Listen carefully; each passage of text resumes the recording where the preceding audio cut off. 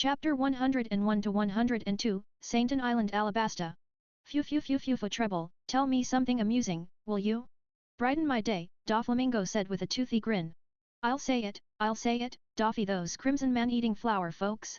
They got completely wiped out near the waters of Alabasta, came the nasal voice from the Den Mushi, belonging to none other than Treble, the top executive of the Donquixote family's Treble army and wielder of the sticky fruit. Yes, that's not dripping slob. Phew for wiped out near Alabasta? Could it have been crocodiles doing? Doflamingo mused. Nya, Doffy, rumor has it was some other pirates. But nobody's pinned down who, Treble replied, sniffling through his nose. Other pirates? Could it be him? A name flashed through Doflamingo's mind, and his grin widened.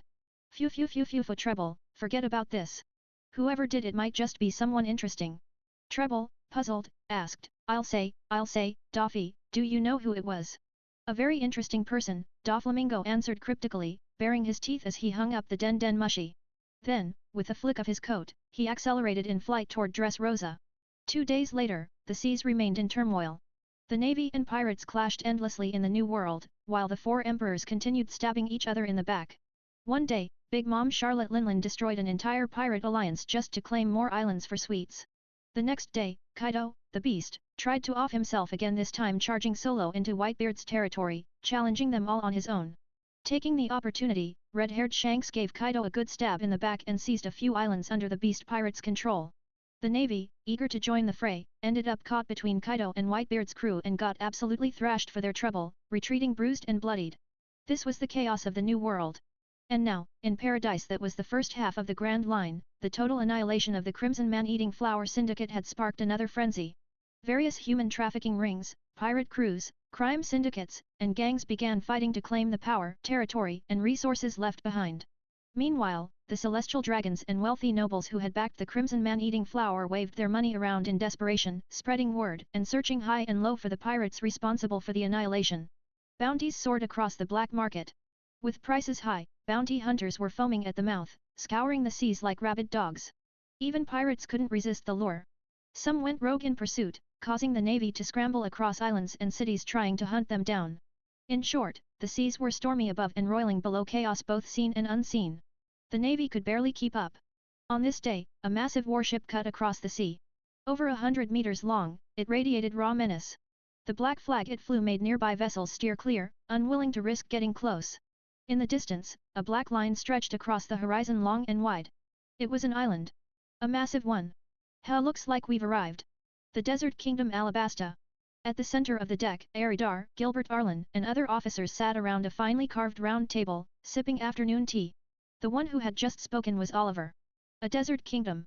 Nothing but sand. Not exactly scenic, Millie muttered with boredom. Alabasta refers to the nation on the island. It's a member of the world government and has considerable military might. The island itself is called Sainton Island, one of the largest in the Grand Line. But most of it is desert. The warlord Crocodile, the Desert King, is based here.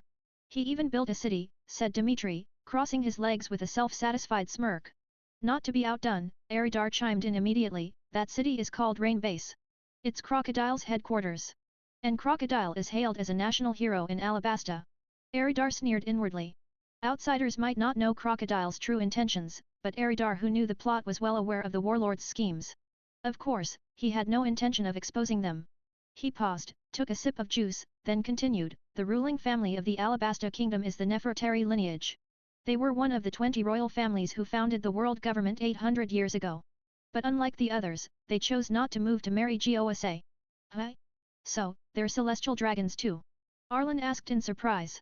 The rest were equally stunned, especially Dimitri, who hadn't known. Back when celestial dragons visited the East Blue, only then had Oliver and Arlen learned there were people in the world who were untouchable. They technically aren't, Aridar said after careful thought. But the Nefertari family holds an extremely high position in the world government. If you cross them, they might very well have the power to summon a marine admiral. Although the Nefertari clan didn't live in the Holy Land, their influence was comparable to that of celestial dragons' nobles among mortals. In the main storyline, Crocodile spent years building his heroic image while simultaneously smearing King Nefertari Cobra. When Cobra finally uncovered Crocodile's conspiracy, he had no evidence to prove it. To the public, Crocodile was still the savior of the nation. No one believed the royal family. With no evidence, Cobra couldn't convince the world government or the navy to intervene. Despite his high standing, without proof, even he couldn't sway them to take down a warlord of the sea. It would destabilize the balance of power. After all, not even the celestial dragons could push the world government to make such an unreasonable move without consequences. A pirate overthrowing a kingdom was absolutely forbidden. Doflamingo's case had been an exception. He was a celestial dragon by birth, the Donquixote family were former monarchs of Dressrosa, and he had covered his tracks. And had Crocodile not feared the Nefertari family's clout within the world government, he wouldn't have spent years orchestrating his plans so carefully only for Luffy to ruin it all in the end. Celestial dragons among mortals, huh? Arlen muttered, frowning. Exactly. But we're only here to make contact with Crocodile. We don't need to concern ourselves too much with the Alabasta kingdom, Eridar said coolly, raising his juice glass again. Relax. The captain's right. The Nefertari family never moved into the Holy Land, so technically, they're not real celestial dragons. And we're not here to mess with the kingdom anyway, Oliver added, waving his hand dismissively and cracking open one of his ever-drowsy eyes. As they drew nearer to Sainton Island, the temperature climbed sharply. Average daytime heat soared past 35 degrees Celsius. A massive triple-masted warship bearing a snarling wolf-head prow sliced through the waves. From a distance, the island ahead looked swallowed by a vast, sun-scorched desert. Heat shimmered in mirage-like waves, distorting the air even out at sea. Nestled along the coast, however, a bustling oasis city came into view. Port Nanohana. We're finally here. Now that's what I call a good day. Arlen stretched out with a wide grin on his face as he stood on deck, the sun beating down on his shoulders. Seriously though, who the hell named this place Port Nanohana? What kind of sick sense of humor is that? Oliver rolled his eyes, clearly unimpressed. You idiot, Dimitri snapped, dark lines forming on his forehead. Is this your first day on the Grand Line? Islands here have all sorts of weird names: Cake Island, Thunder Island, Cigar Island. You clearly skipped geography class. Port Nanohana was one of Alabasta's most important harbor cities. Roughly 40% of the kingdom's imports came through this port. Yet, because of the country's desert terrain, it had always been a relatively standard coastal city. Outside of the local garrison and the port master, no nobles or higher officials ever stationed themselves here. In the main storyline, Port Nanohana was exotic in flavor but hardly bustling. Years of drought and the subsequent rebellion in Alabasta had scared off most merchants. But this was 8 years before those events. At this time, Alabasta hadn't yet suffered its great drought, and the Civil War was still far in the future. Rain was scarce, but trade flourished. Now, Port Nanohana thrived. With Alabasta being a massive kingdom rich in territory and population, merchants flocked here to do business. By late afternoon, the Chris reached the docks. The port was crowded with ships, mostly merchant vessels. In the quieter, more remote corners of the harbor, a few pirate ships lay anchored, including theirs. The Chris pirates kept to themselves, mooring their warship away from the main thoroughfare. A few other pirate crews eyed the newcomers warily, their hands hovering near weapons. But Eridar and the others paid them no mind. They left a security detail of several dozen to guard the ship, while the rest followed Eridar into the port. Wait, that's the golden ring, Eridar. Bounty, 80 million berries. And that's the Slayer Oliver, and the blue-haired Arlen. Plus the other 5 lieutenants, all wanted criminals. SHH. Keep it down. These guys took down a Marine Rear Admiral. Report it to the Vice Admiral quietly. Yeah, let's go. Just knowing they're here is enough. Don't let them catch us snooping. Around the corner of a nearby building, several men in grey cloaks stared in shock before slipping away quietly. They weaved through back streets and alleys until they reached an unremarkable building and stepped inside. Bring the den mushi. The Chris pirates just docked. Get Vice Admiral Sirens on the line, barked one of the tall, thin men urgently. The Chris pirates? Where's the den mushi? Move, a short-sleeved man with jet black hair shouted at the operatives nearby. Moments later, a bluish den mushi was rushed out from one of the inner rooms. The thin man quickly dialed in. Out at sea, south of Sainton Island, 7 or 8 marine warships sat anchored in a hidden strait. On the deck of the central flagship, a round redwood table vibrated with the buzz of an incoming call. BRRRR BRRRR. BRRRR BRRRR. Is it that late already? An elderly man dressed in spotty white pajamas stirred from his nap in a reclining chair. Blinking against the fading light, he noticed the vibrating den mushi and lazily picked it up. Moshi. This is Sirens. Make it quick, I haven't had dinner yet.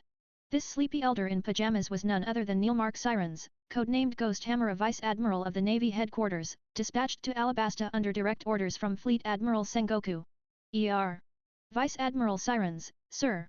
This is Captain Quinton, Naval Intelligence Division stationed at Port Nanohana. What's the matter? Sirens perked up at the mention of naval intel, his grogginess evaporating. Sir, the Chris pirates have arrived. Including their captain, Chris T. Aridar, there are 8 wanted officers aboard, plus over 200 crew members. They've entered the port. Requesting further instructions. Ah, so they've arrived. That's fine. Just keep tabs on them. When they plan to leave Alabasta, notify us. Sirens took a sip of water and swished it around his mouth before speaking again, clearly unbothered. Vice Admiral, shouldn't we move to capture them? Captain Quinton asked hesitantly. You fool. Don't say something that's stupid, Sirens barked, his tone sharp now. Alabasta is a member of the world government. Do you think King Cobra would allow us to storm through his kingdom like a bunch of thugs? Even the world government and navy headquarters wouldn't authorize such blatant military action inside a sovereign state. Sure, if this were just some 2-bit pirate crew, King Cobra might turn a blind eye. But the Chris pirates? They're no small fry. You can't just throw a few hundred marines at them and hope it sticks. Siren's fleet was far too large and conspicuous. Cobra wouldn't tolerate an operation of this scale without provocation. This was a world government-aligned nation, after all a major power. More importantly, a battle of that scale in the middle of a city would lead to massive destruction and civilian casualties. As king, Cobra would never allow such recklessness. And neither would the Navy want to be responsible for such damage. Besides, Alabasta had another safeguard: the presence of one of the 7 warlords of the sea. If Aridar and his crew dared stir up real trouble, that so-called hero of the people, Crocodile, wouldn't sit idly by. You understood, Vice Admiral. My apologies, Quinton stammered, sweat pouring down his face as he realized the gravity of his suggestion. Just keep watching. Don't let them know you're there. We only need to know where they are. Sirens didn't hold the misstep against the young officer. Everyone says dumb things when they're new. Yes, sir. Click. The call ended. Beyond Port Nanohana stretched a sweeping sea of desert hues, endless ochre and burnt gold, with not a single trace of green. The port was the sole oasis in the area, and while its architecture was rough-hewn and simple, the presence of real trees within its borders lent the place an unexpectedly refreshing air. By the time the Chris pirates arrived, it was already dusk. The blazing heat of the day had begun to retreat, replaced by the dry coolness of desert twilight. Not keen on aimless wandering, the crew made a beeline for a nearby restaurant. Over 200 hungry pirates poured in, and Aridar didn't hesitate. He waved his hand grandly and booked the entire establishment on the spot.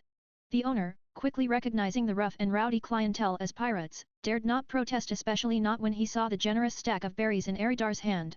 With a forced smile, he ordered the kitchen to prepare a full banquet.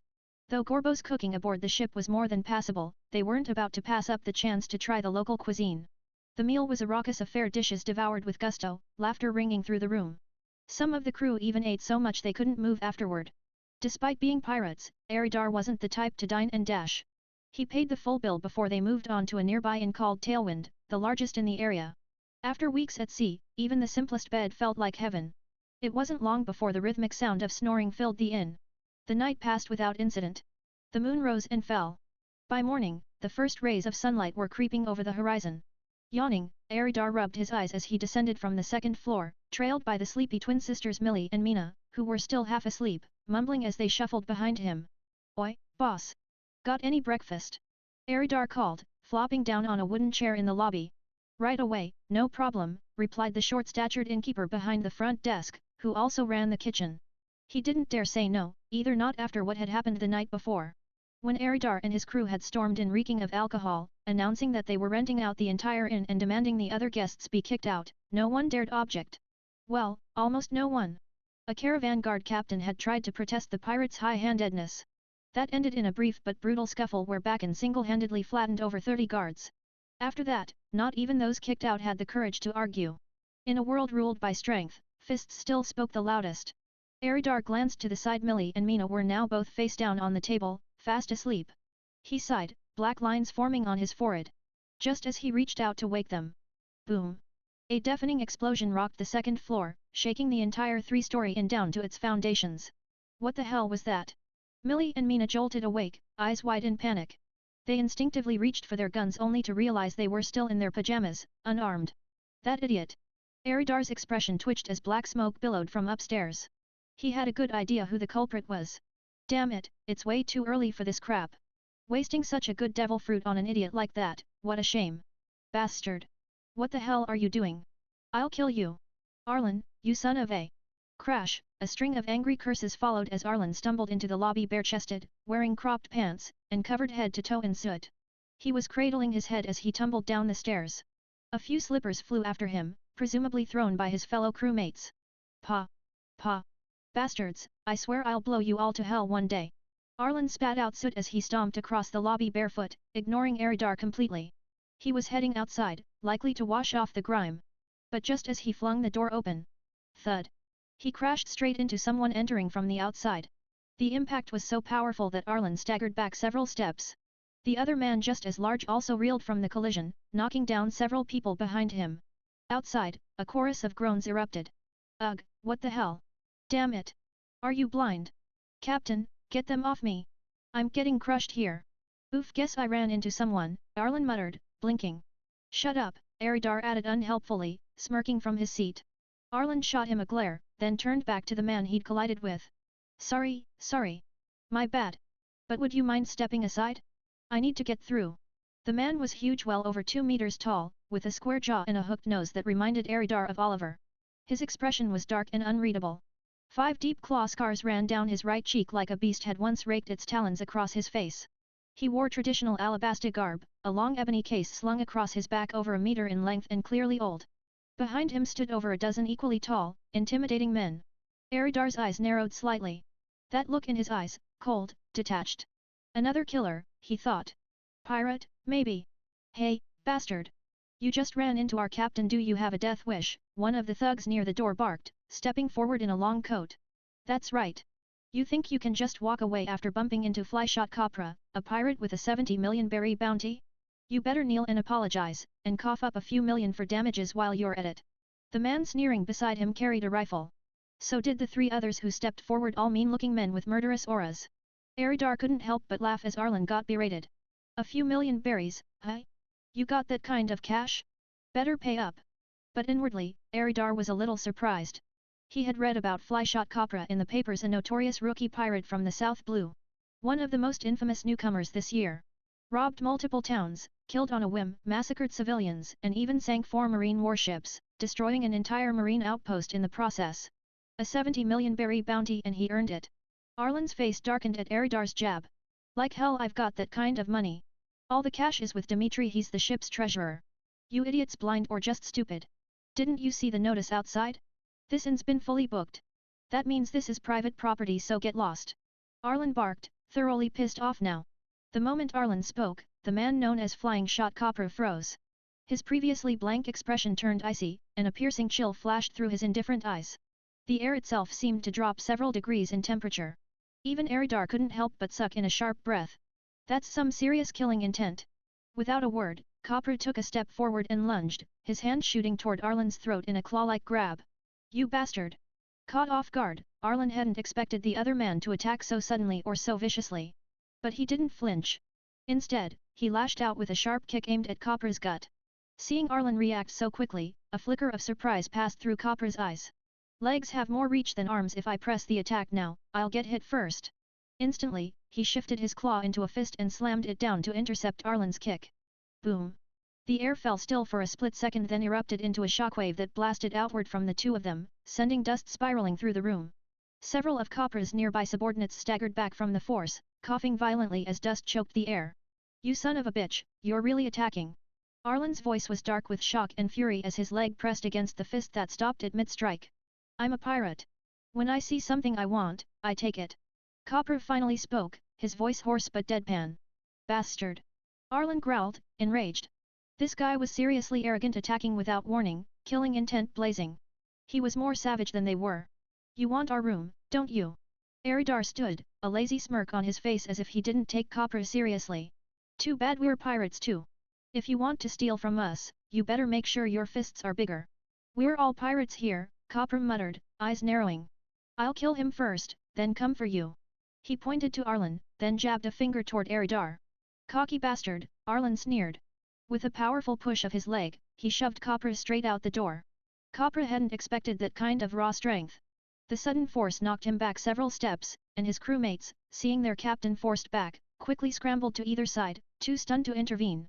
Arlen ran a hand through his tousled blue hair, then strode out the door, facing off with Copra from 3 paces away. Not bad, Copra finally said. I'm Copra, captain of the Flying Shot Pirates. You're not too bad yourself, Arlen replied coolly. I'm Gilbert Arlen, first mate of the Chris Pirates. Let's see how my new power holds up against you.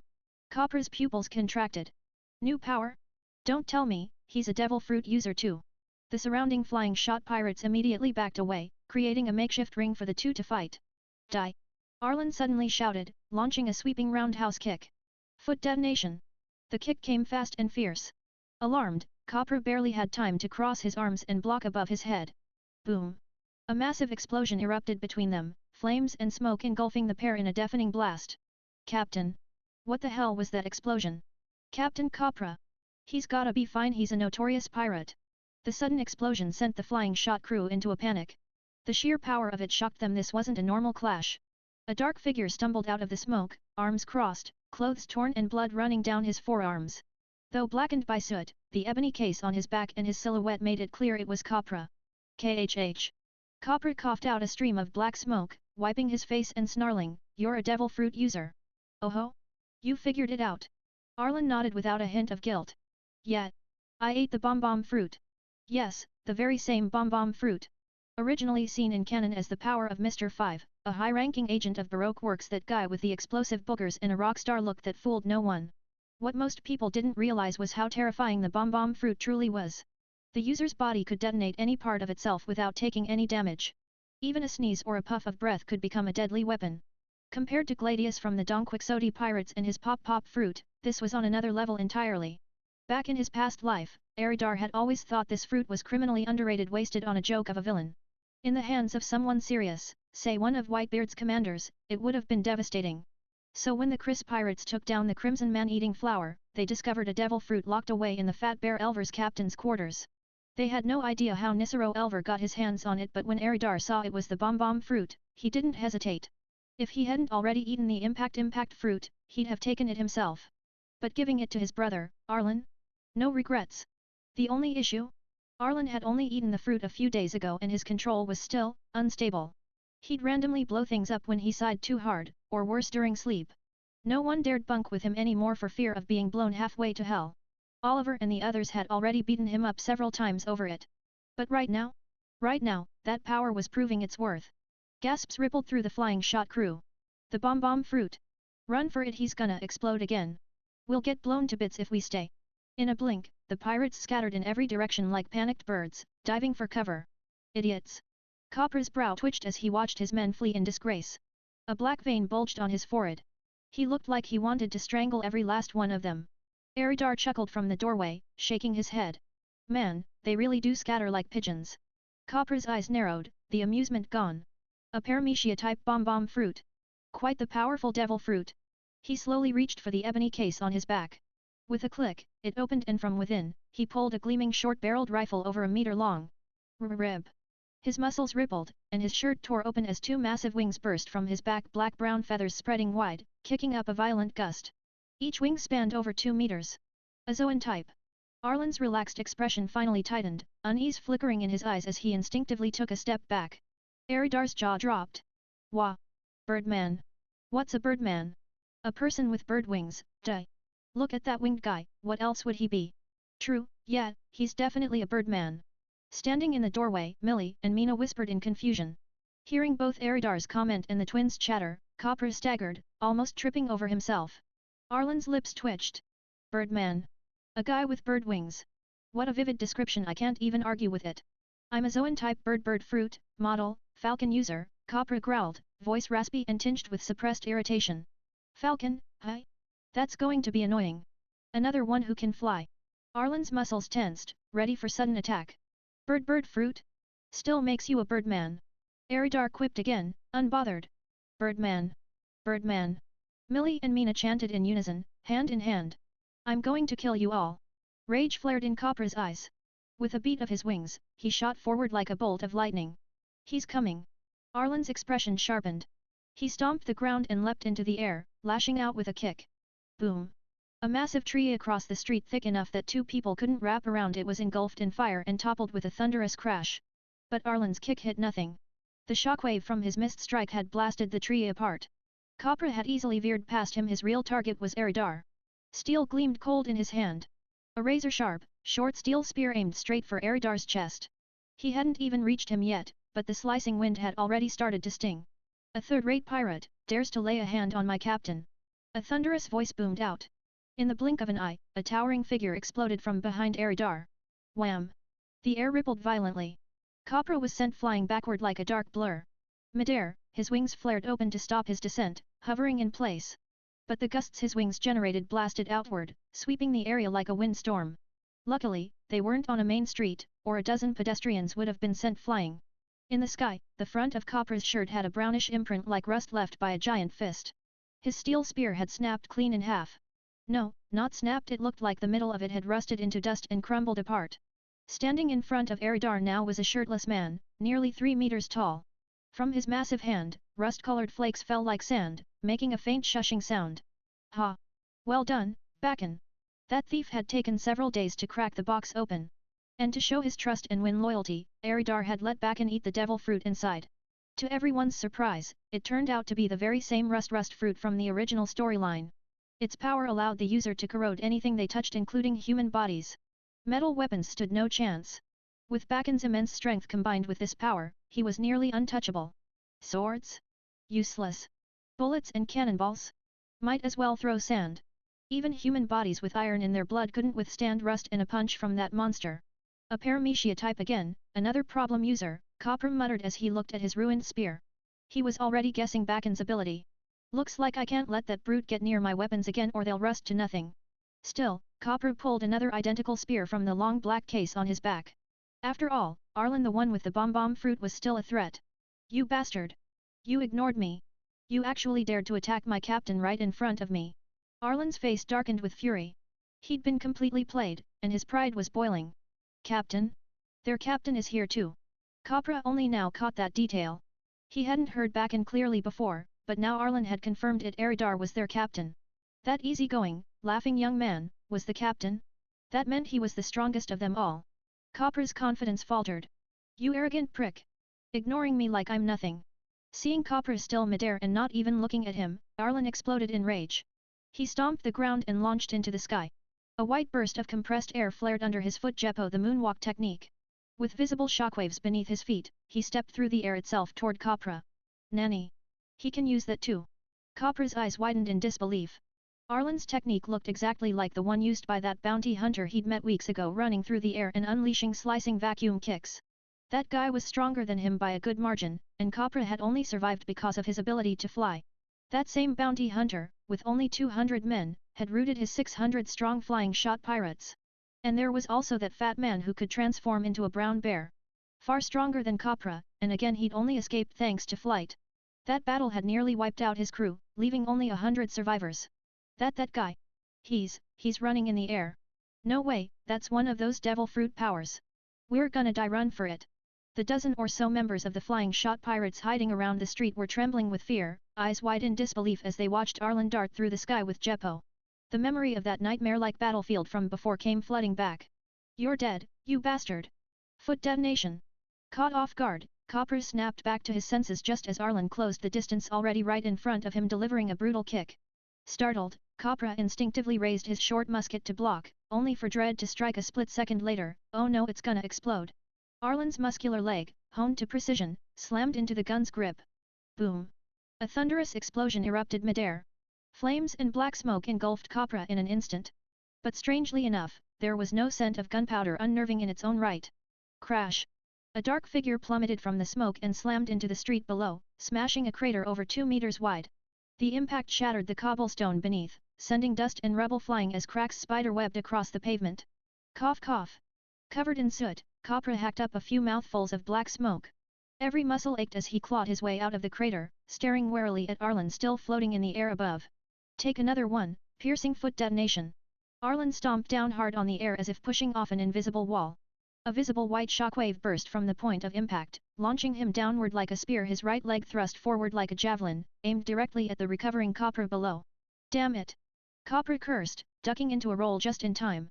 With a flap of his wings, he kicked up a powerful gust and shot across the ground, skimming the surface like a missile.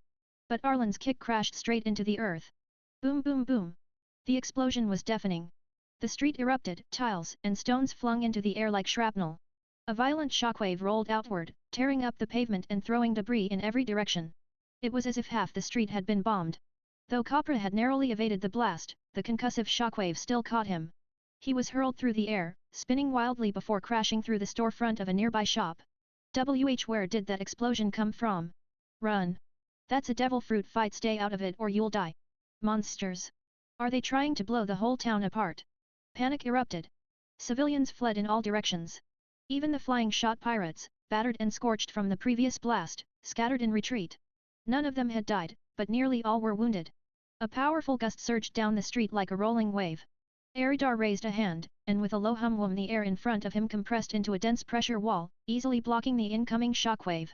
Pressure wall. With his hand still extended, Eridar surveyed the ruined street, momentarily stunned by the destruction. Then, with a dry chuckle and a touch of sarcasm, he muttered. Well now, someone's fired up. Looks like Arlen's really pissed off at that oversized bird.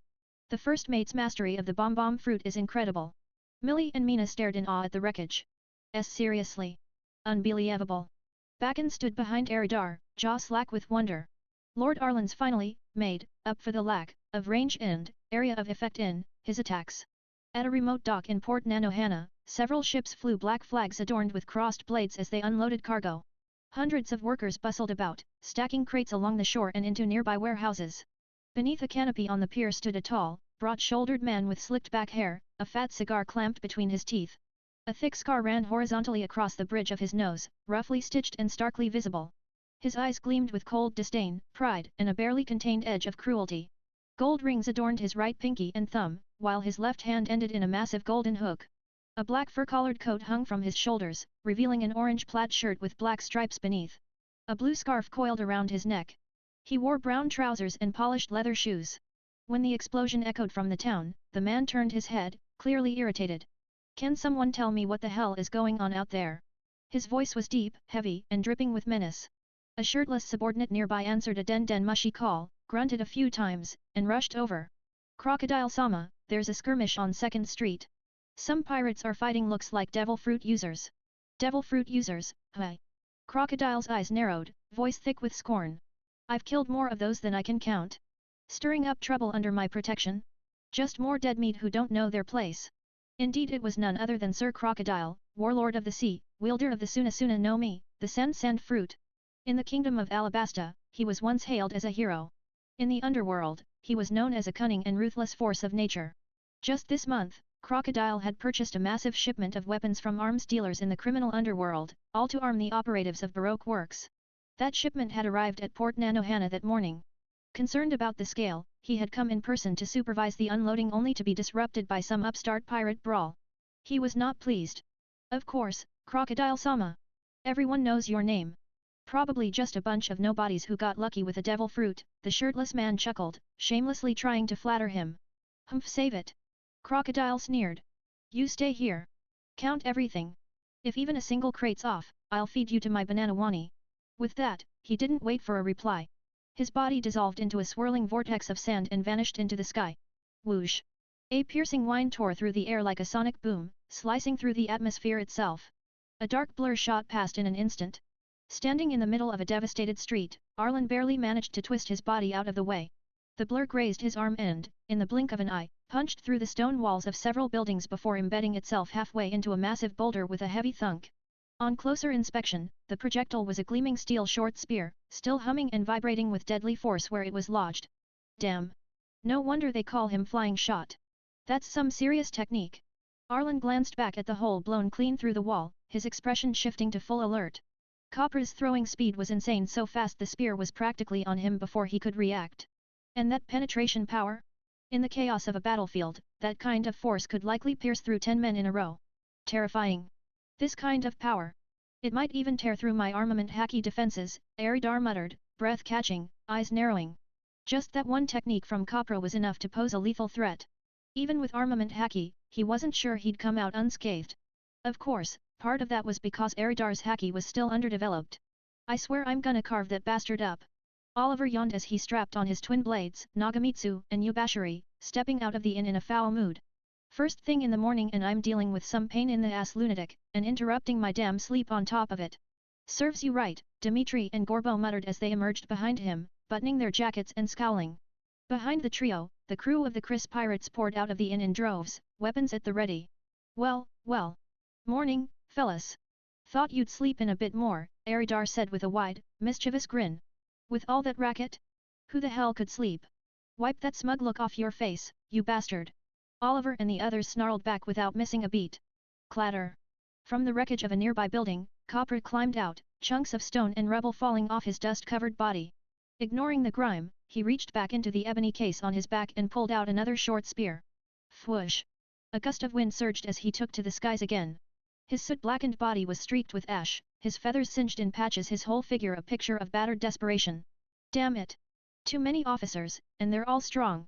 And there's even more of them, Copper muttered through bloodied lips. Watching Oliver, Dimitri, and Gorbo emerge alongside the entire Chris pirates crew, unease churned in his gut. His instinct screamed at him to turn and run. If his crew hadn't taken such a beating already, he might have considered rallying his remaining men and throwing down. But right now, he had barely 100 left, and only one officer, his first mate, who was currently bedridden with serious injuries. If this dragged on, it'd be a total wipeout. Who are you people? Copper growled from midair, his tone dark and suspicious. There was no way some no-name pirate crew could wield this kind of power. If their first mate could push him to this point, then what about their head of combat? Their squad captains? And what of the captain himself? But more than anything, what rattled Copper was this: why did that man, Gilbert Arlen, know moonwalk, the airborne technique used by those human traffickers? Was there some connection between them? If they were allies or worse, subordinates, then things were bad. Real bad. The last thing Copper wanted was to drag those monsters into this mess. Better to flee now than fight a losing battle. No point repeating myself, you feathered freak. I already told you I'm blue-haired Gilbert Arlen, first mate of the Chris pirates. Arlen's tone was flat with irritation. Oh, right. Forgot to mention. My last bounty was 50 million berries. Chris pirates? That name rings a bell. Copper muttered, fingers tightening on the spear's cold metal shaft. He needed the chill to keep his focus. But 50 million with this kind of power? Were the Marines blind? Wait, he said last bounty. So it's from half a year ago? That means, they only made their debut 6 months back. His eyes widened. Hold on. A rising crew from the East Blue, that caused an uproar in Logtown half a year ago. Could it be them? Copper's voice dropped to a frigid growl. You're from the East Blue, aren't you? You're the rookie crew that stirred up all that chaos last year. I figured you'd have realized by now, Arlen said with a wry shrug. Guess we're still not that famous. Damn it. So it is them. Copper's heart sank. Word was their captain, Aridar, had an 80 million berry bounty, and he was a devil fruit user to boot. Which meant the Chris pirates had 3 devil fruit users, maybe more. And each one stronger than the last. This was a disaster. Whoosh! Suddenly, a gritty wind whipped through the street. Then, shhnk. A massive blade of sand cleaved through the air, arcing straight for Copra. What the hell? Sand. Copper's sixth sense kicked in, and he twisted midair, barely dodging the incoming slash. The sand blade swept past him and struck a towering tree in the distance. In an instant, the lush, thick-trunked tree shriveled up. Leaves, bark, and branches all desiccated, as though every last drop of moisture had been drained from it. What the hell? Copper gasped, horror-struck. The tree had withered completely in seconds. If that hit had landed, I'd be a dried-up corpse right now. Was that dehydration? Sucked dry in an instant? Another devil fruit user. Whoever that was, they're no amateur. Arlen, Oliver, and the others stared in stunned silence, just like the rest of the crew. Even Aridar reached up to rub his chin, grinning wide. Sand, water absorption, desiccated tree. He murmured. No doubt about it. That's his ability. The sandstorm settled over the ravaged street, and then it coalesced. Grains of sand compressed, twisted, and took shape until they formed a tall, broad-shouldered man. His slicked back hair glinted under the sun. A scar crossed the bridge of his nose. A cigar jutted from his mouth. A gold hook gleamed in place of his left hand, while his right hand was adorned with heavy rings. His cold, predatory gaze made it clear he was a man accustomed to killing. Aridar's eyes lit up as he tilted his head. He's here, he whispered, grinning ear to ear. The sandstorm of this desert, the sand crocodile. It was as if he'd heard Aridar's voice. The man slowly turned his head and said coolly, "Oh. So, you know who I am. But, who gave you the guts to call me that?" Desert Law Spada.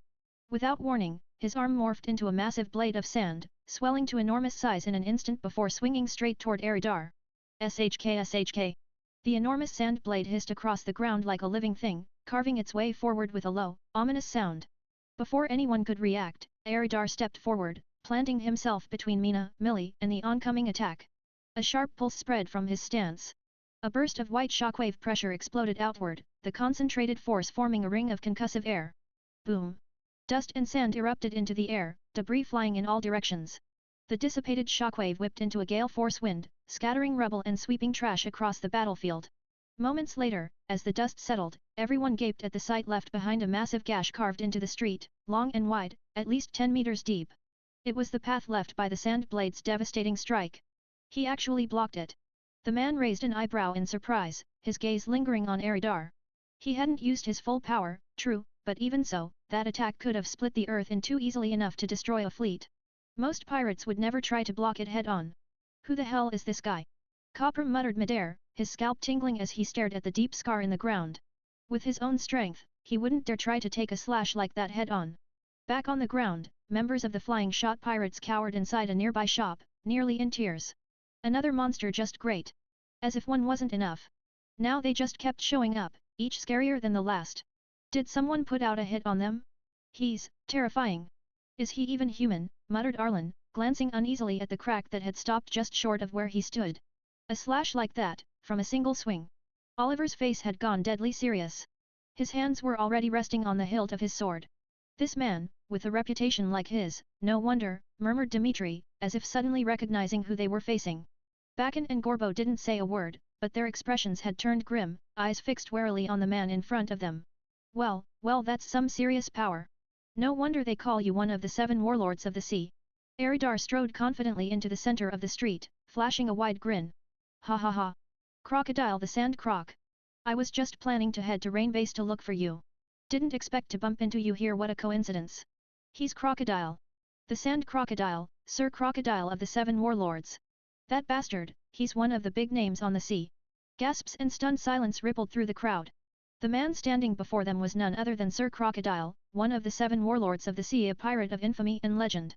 In the air, Copra was breaking into a cold sweat. He wasn't arrogant enough to think he stood a chance against someone like that. He knew his limits and fighting a warlord wasn't something he'd walk away from. Looking for me? Crocodile chuckled and sneered. You seem to have some skill. So what is it? Trying to challenge me? Or gunning for my title as warlord? I'm no idiot, Aridar replied casually with a shrug. You've got the powers of the Suna no Mi, the sand fruit. Out here in the desert, I wouldn't bet on myself winning. Heh, so what, you think if we weren't in a desert, you could beat me? Crocodile sneered. Kid, don't lump yourself in with me. We're not on the same level. Oh, such an arrogant tone.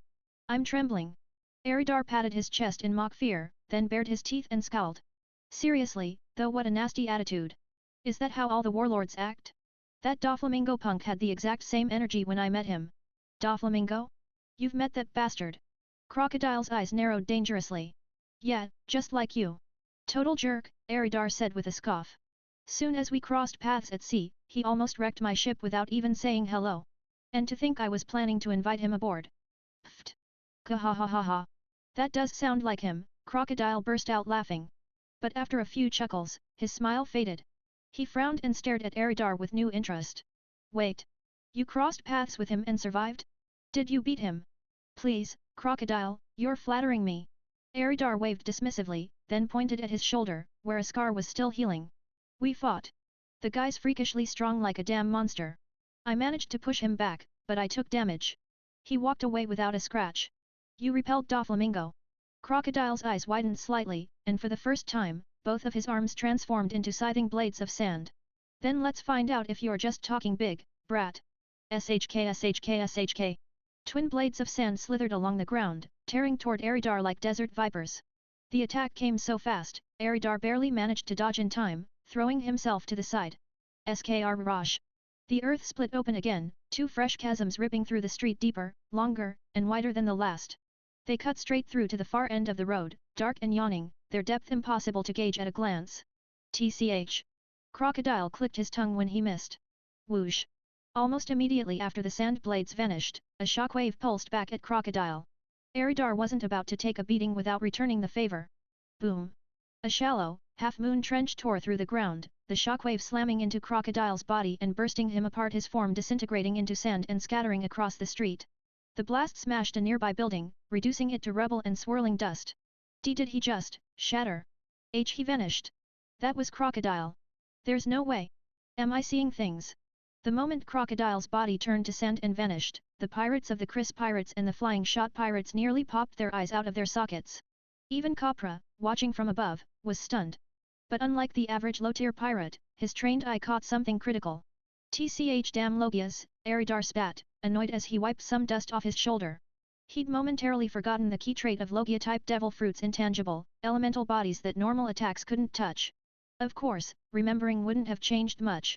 His current mastery of Haki wasn't high enough to coat shockwaves with armament. The only people in the crowd who weren't shocked were Arlen, Oliver, and the others who'd fought alongside Aridar before.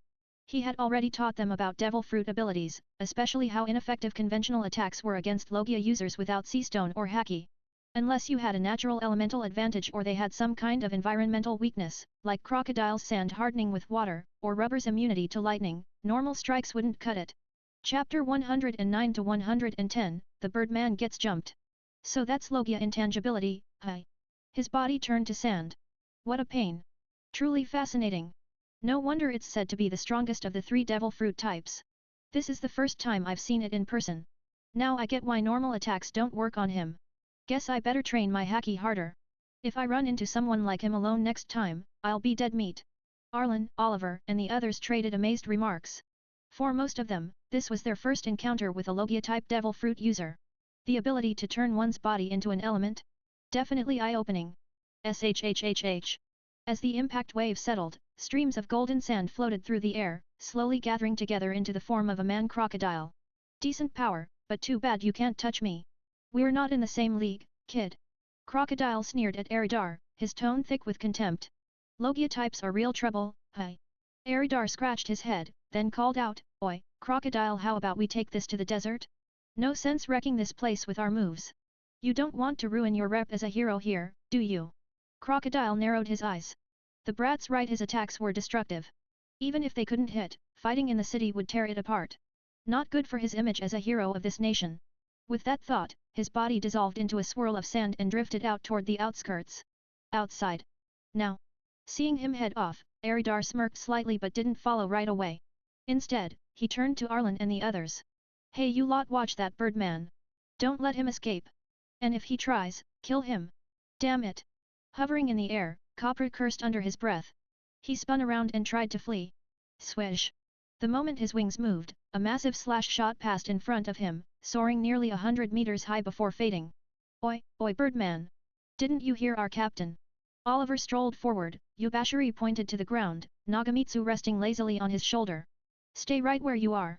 That's one hell of a slash. A swordsman. Capra flinched, hovering midair with a grim face. Seeing Capra halted, Aridar didn't waste words. He stomped the ground and launched himself like a cannonball into the sky, shattering the stone beneath him with a thunderous boom. He shot up, dropped, then launched again, soon vanishing from sight. Gulp. Watching the display, Capra instinctively swallowed hard. He jumped, with just his legs. To him, it was insane, this man launching himself over 100 meters in the air with brute force alone. Landing and leaping again like some kind of monster, think Hulk-style travel. Terrifying. Of course, the truth was Aridar used his impact fruit to unleash explosive force from the solace of his feet, propelling himself skyward. Upon landing, he'd fire off another shockwave to cancel out the impact. The ground suffered but he didn't. Still, that kind of power needed an equally monstrous body. Without that, the recoil would rip a normal man apart. Boom, boom, boom. Suddenly, a crisp rhythm echoed through the sky. Capra turned. Arlen was approaching, stepping through the air. Floating up there's a pain, you know. Why not come down? Arlen activated Jeppo, closing in fast. Skyburst kick barrage. As he drew near, Arlen's expression turned sharp. He twisted in midair, lashing out with a spinning kick. Whoosh. The fierce wind pressure from his foot whipped up a swirling vortex, hurling toward Capra. Damn you, this'll explode, you bastard. Capra cursed, gripping a short spear tight. Muscles bulging, he hurled it with force into the approaching gust. Shrii! A piercing whistle tore through the sky. The steel spear became a streaking shadow aiming for Arlen's chest. Boom! Boom! Boom! A chain of explosions lit up the air. The blasts warped the sky itself. Heat waves and black smoke cloaked both fighters from view. Clang! Something long and black crashed to the ruined street below. On closer inspection it was the scorched, twisted remains of a short spear, mangled by the force of the blast. Bang! On the ground, Dimitri's rifle smoked faintly from the barrel. Damn sniper! Blood sprayed from Copra's right wing. Now, with only one wing intact, he couldn't stay airborne. He began to fall, using his remaining wing to slow the descent. What do we do? The captain's getting swarmed. Should we back him up? Are you nuts? We'll just get slaughtered. Exactly. And they've got 200 men waiting outside the inn.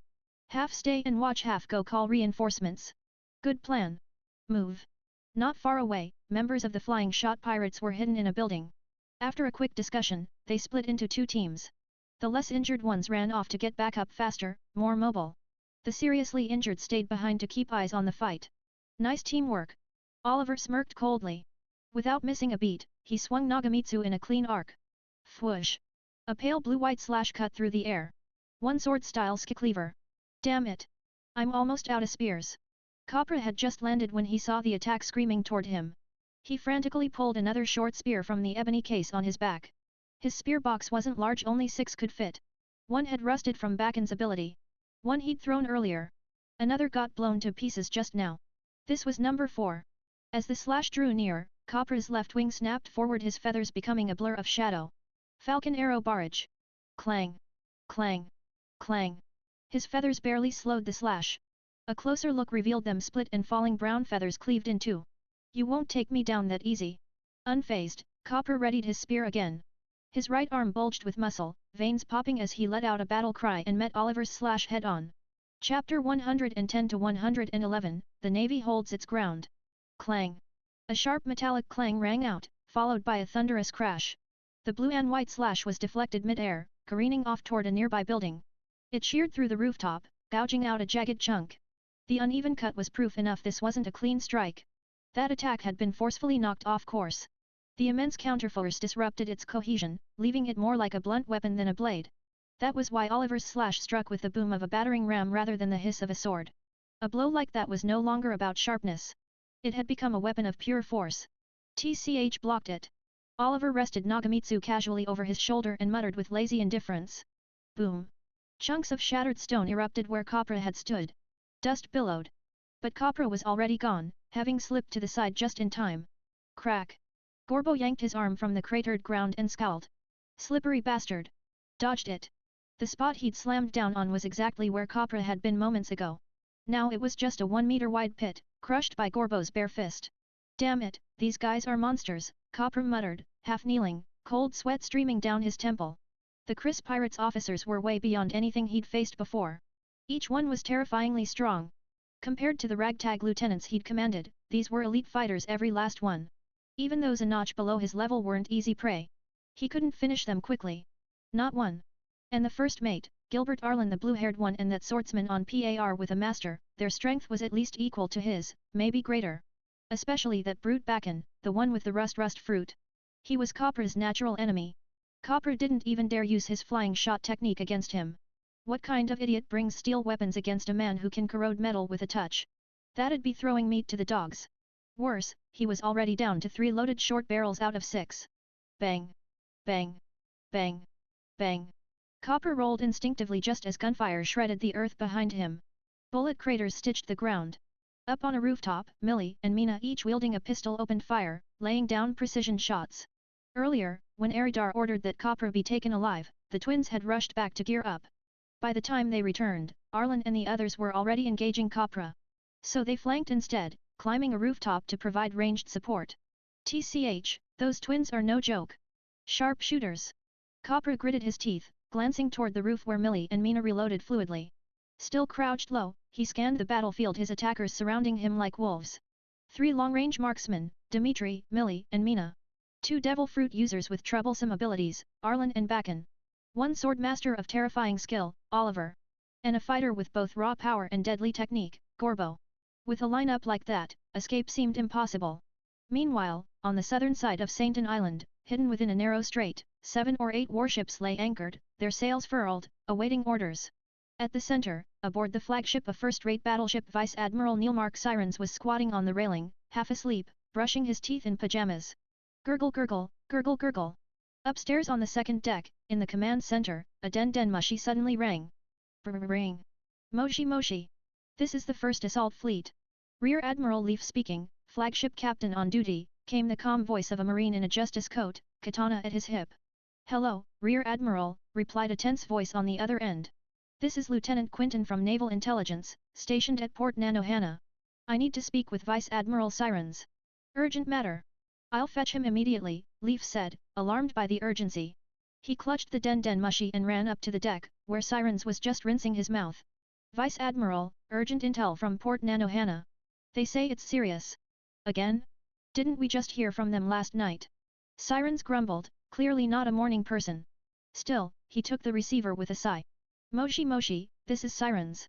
Make it quick. Vice Admiral. This morning, Copper the Flying Shot, captain of the Flying Shot Pirates, bounty 70 million berries, engaged the Chris Pirates. Their first mate, the blue-haired Gilbert Arlen, confronted him. Confirmed, he's a paramecia-type bomb fruit user. Then Sir Crocodile himself showed up. The three sides are now in a heated clash. Lieutenant Quinton's nervous gulps echoed through the receiver. What? Crocodile's there too? Sirens jolted upright. Anything involving a warlord of the sea was never just another skirmish. Yes, sir. Chris T. Eridar, the Chris Pirates captain bounty 80 million has engaged Sir Crocodile directly in the desert, outside the port. Meanwhile, all the Chris Pirates officers are pinning down Copra, trying to capture him. Copra's crew is rushing in. There might be a full-blown battle inside Port Nanohana. What are your orders? Sirens furrowed his brow into a deep scowl. Stay put. Do not act without orders, he said after a pause. The Flying Shot Pirates are already crippled from their run-in with the Crimson Man-eating flower. They won't last long. And there's a 5,000-man Royal Army garrison near the port. Let them bleed each other out. He paced, then continued grimly. As for Crocodile, just observe. With his strength, he won't lose to a rookie. If he defeats Chris Eridar, then that solves our problem. If he doesn't, we still haven't revealed ourselves. Once both sides are weakened we strike and eliminate the Chris Pirates. Understood. We'll maintain surveillance. Lieutenant Quinton's voice steadied with clarity. Click. The line cut, but Sirens still frowned. He knew the reports on Chris T. Eridar paramecia-type impact fruit user, wielding dual haki. A real monster in the making. Not someone who'd go down easy. Vice Admiral. Leaf hesitated. Are we really just going to stand down? Sirens exhaled. Alabasta is a sovereign kingdom. This is still Crocodile's turf. According to the agreement between the world government and the warlords of the sea, the navy can't intervene without justification. Not unless things spiral further out of control. 1 kilometer outside Port Nanohana, deep in the desert. A swirl of yellow sand lifted unnaturally from the ground, drawing together mid-air before taking on human form. It solidified into a tall man with a golden hook for a left hand. One of the 7 warlords of the Sea Desert King, Sir Crocodile. Boom! A black shadow suddenly plummeted from the sky, crashing hard into the sand. The impact sent up a burst of dust, leaving a crater behind as if a meteor had struck. At its center stood a young man in a black coat patterned with white waves. His chest was bare, his grin blindingly sunny. Captain of the Chris Pirates Golden Ring Chris T. Eridar. You just leapt straight down here. Looks like it's not just your body that's tough, your ability must have helped, Crocodile observed sharply, immediately discerning the cause. He wasn't one to be easily fooled. Aha, you figured it out already? Yeah, I'm a user of the impact fruit, Eridar said with a sheepish chuckle, scratching his head as if troubled. The impact fruit, huh? No wonder you could generate shockwaves that powerful, Crocodile muttered, a glimmer of realization in his eyes. He had been rattled when Eridar first unleashed that blast. The shockwave felt eerily similar to the kind the fleet Admiral Sengoku the Buddha was known for. Hey now, Crocodile, I came here hoping to talk things over. But the way you're looking at me, I get the feeling if I'm not strong enough, you'll just kill me on the spot, Eridar said with a casual pout, sounding more annoyed than afraid. Crocodile eyed him with faint amusement before letting out a scornful laugh. TCH talk? Don't make me laugh. You're just another rookie pirate who made some noise. You think that qualifies you to negotiate with me? From inside his coat, he produced an hourglass and tossed it into the sand. I'll give you 3 minutes. Show me what you've got. Once time's up, I'll make you wish you were dead. Man, you really are more arrogant than I expected, Eridar replied flippantly, though a flicker of sharpness gleamed in his eyes. Clearly, that jab struck a nerve. You'd better pray I don't kill you by accident. That'd throw a real wrench in my plans. No sooner had the words left his mouth than Eridar vanished. Only a gust of swirling sand remained where he'd stood. Fast. Crocodile's eyes widened as Eridar reappeared in front of him with blinding speed. Still, Crocodile made no move to dodge. As a Logia user, he didn't think some upstart pirate could hurt him. But reality doesn't always align with expectations. Eridar's fist smashed into Crocodile's face. Pain exploded across his cheek. The blow sent him flying backward. What the hell? Boom. Crocodile flew nearly 8 meters before crashing into the sand, tumbling another 5 or 6 meters and leaving a deep trench before finally skidding to a halt. Crocodile had been punched in the face. And hard. Dazed, he clutched his cheek in disbelief, his eyes vacant with shock. For the life of him, he couldn't understand how a supposed Logia like him had been hit much less hurt by a third-rate rookie pirate. No way. Blood trickled from the corner of his mouth. A realization began to dawn. You're using haki. Eridar sneered. Crocodile, you've been holed up in Alabasta so long you've forgotten the basics. Logia users aren't invincible. He raised his right arm slowly. As his fingers curled into a fist, a mysterious force pulsed outward. His skin from fist to elbow turned black, gleaming with a metallic sheen. Armament haki hardening. You bastard, hiding that kind of haki. Crocodile gritted his teeth. It wasn't just that Eridar had haki. It was how he used it. The punch that hit Crocodile had been cloaked in invisible armament haki, not hardened just enough to bypass his Logia intangibility without revealing the full extent of his strength. It was a dirty trick. A calculated humiliation. After all, damaging a Logia without even using visible hardening wasn't something just anyone could do. It took a level of armament haki so refined, so potent, that even the invisible kind could strike with force rivaling full-on armor stage 4, the realm of supreme mastery. Most never made it past the basics, wrapping their fists or blades in an unseen layer of haki just strong enough to hit intangible bodies. A few climbed further, achieving that telltale blackened sheen along their limbs, partial hardening where both offense and defense took a sharp leap. Rarer still were those who could armor their entire bodies in it, shrugging off gunfire, blades, and even explosions as if wrapped in steel skin. Eridar's display proved he was well into stage 2, if not higher. I couldn't help it, Eridar said, grinning as he shrugged. That smug face of yours was just begging for a punch. Crocodile's rage erupted. So what if you have haki, brat? I fought in the New World, survived against monsters you can't even imagine. You think that pathetic display means anything to me? He had once stood tall in the New World, facing off against the likes of Whitebeard. Though his defeat had been humbling, he wasn't someone who could be dismissed so easily. If not for that loss, he'd still be among the great pirates of the New World, not licking his wounds in Alabasta. Die. Desert Spada, Gigant Blade. Both his arms transformed into massive blades of sand. With a powerful swing. SHHHK. 4 towering sand blades, each over 2 meters tall, cut through the desert, slicing forward and boxing Eridar in. So now you're pissed. Eridar's expression sharpened. The fire in his eyes flared up. Well, I've been pissed from the start. He shouted. Eat this impact cannon. Faced with the incoming sand blades, Eridar made no attempt to dodge. He raised his arm, muscles coiling like steel cables. His fist clenched tight. Veins bulged along his forearm, and his muscles swelled like coiled serpents. With a sudden roar of force, he drove his fist forward. Boom! The air seemed to erupt with the blow. As Eridar's punch lashed out, the atmosphere within a radius of dozens of meters churned into chaos.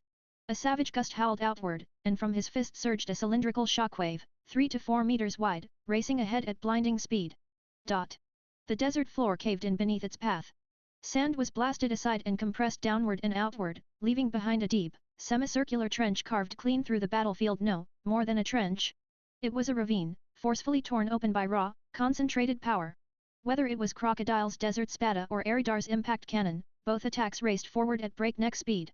The impact cannon, nearly 4 meters wide, slammed head-on into the center of the twin sand blades, catching even the outermost 2 in its shockwave.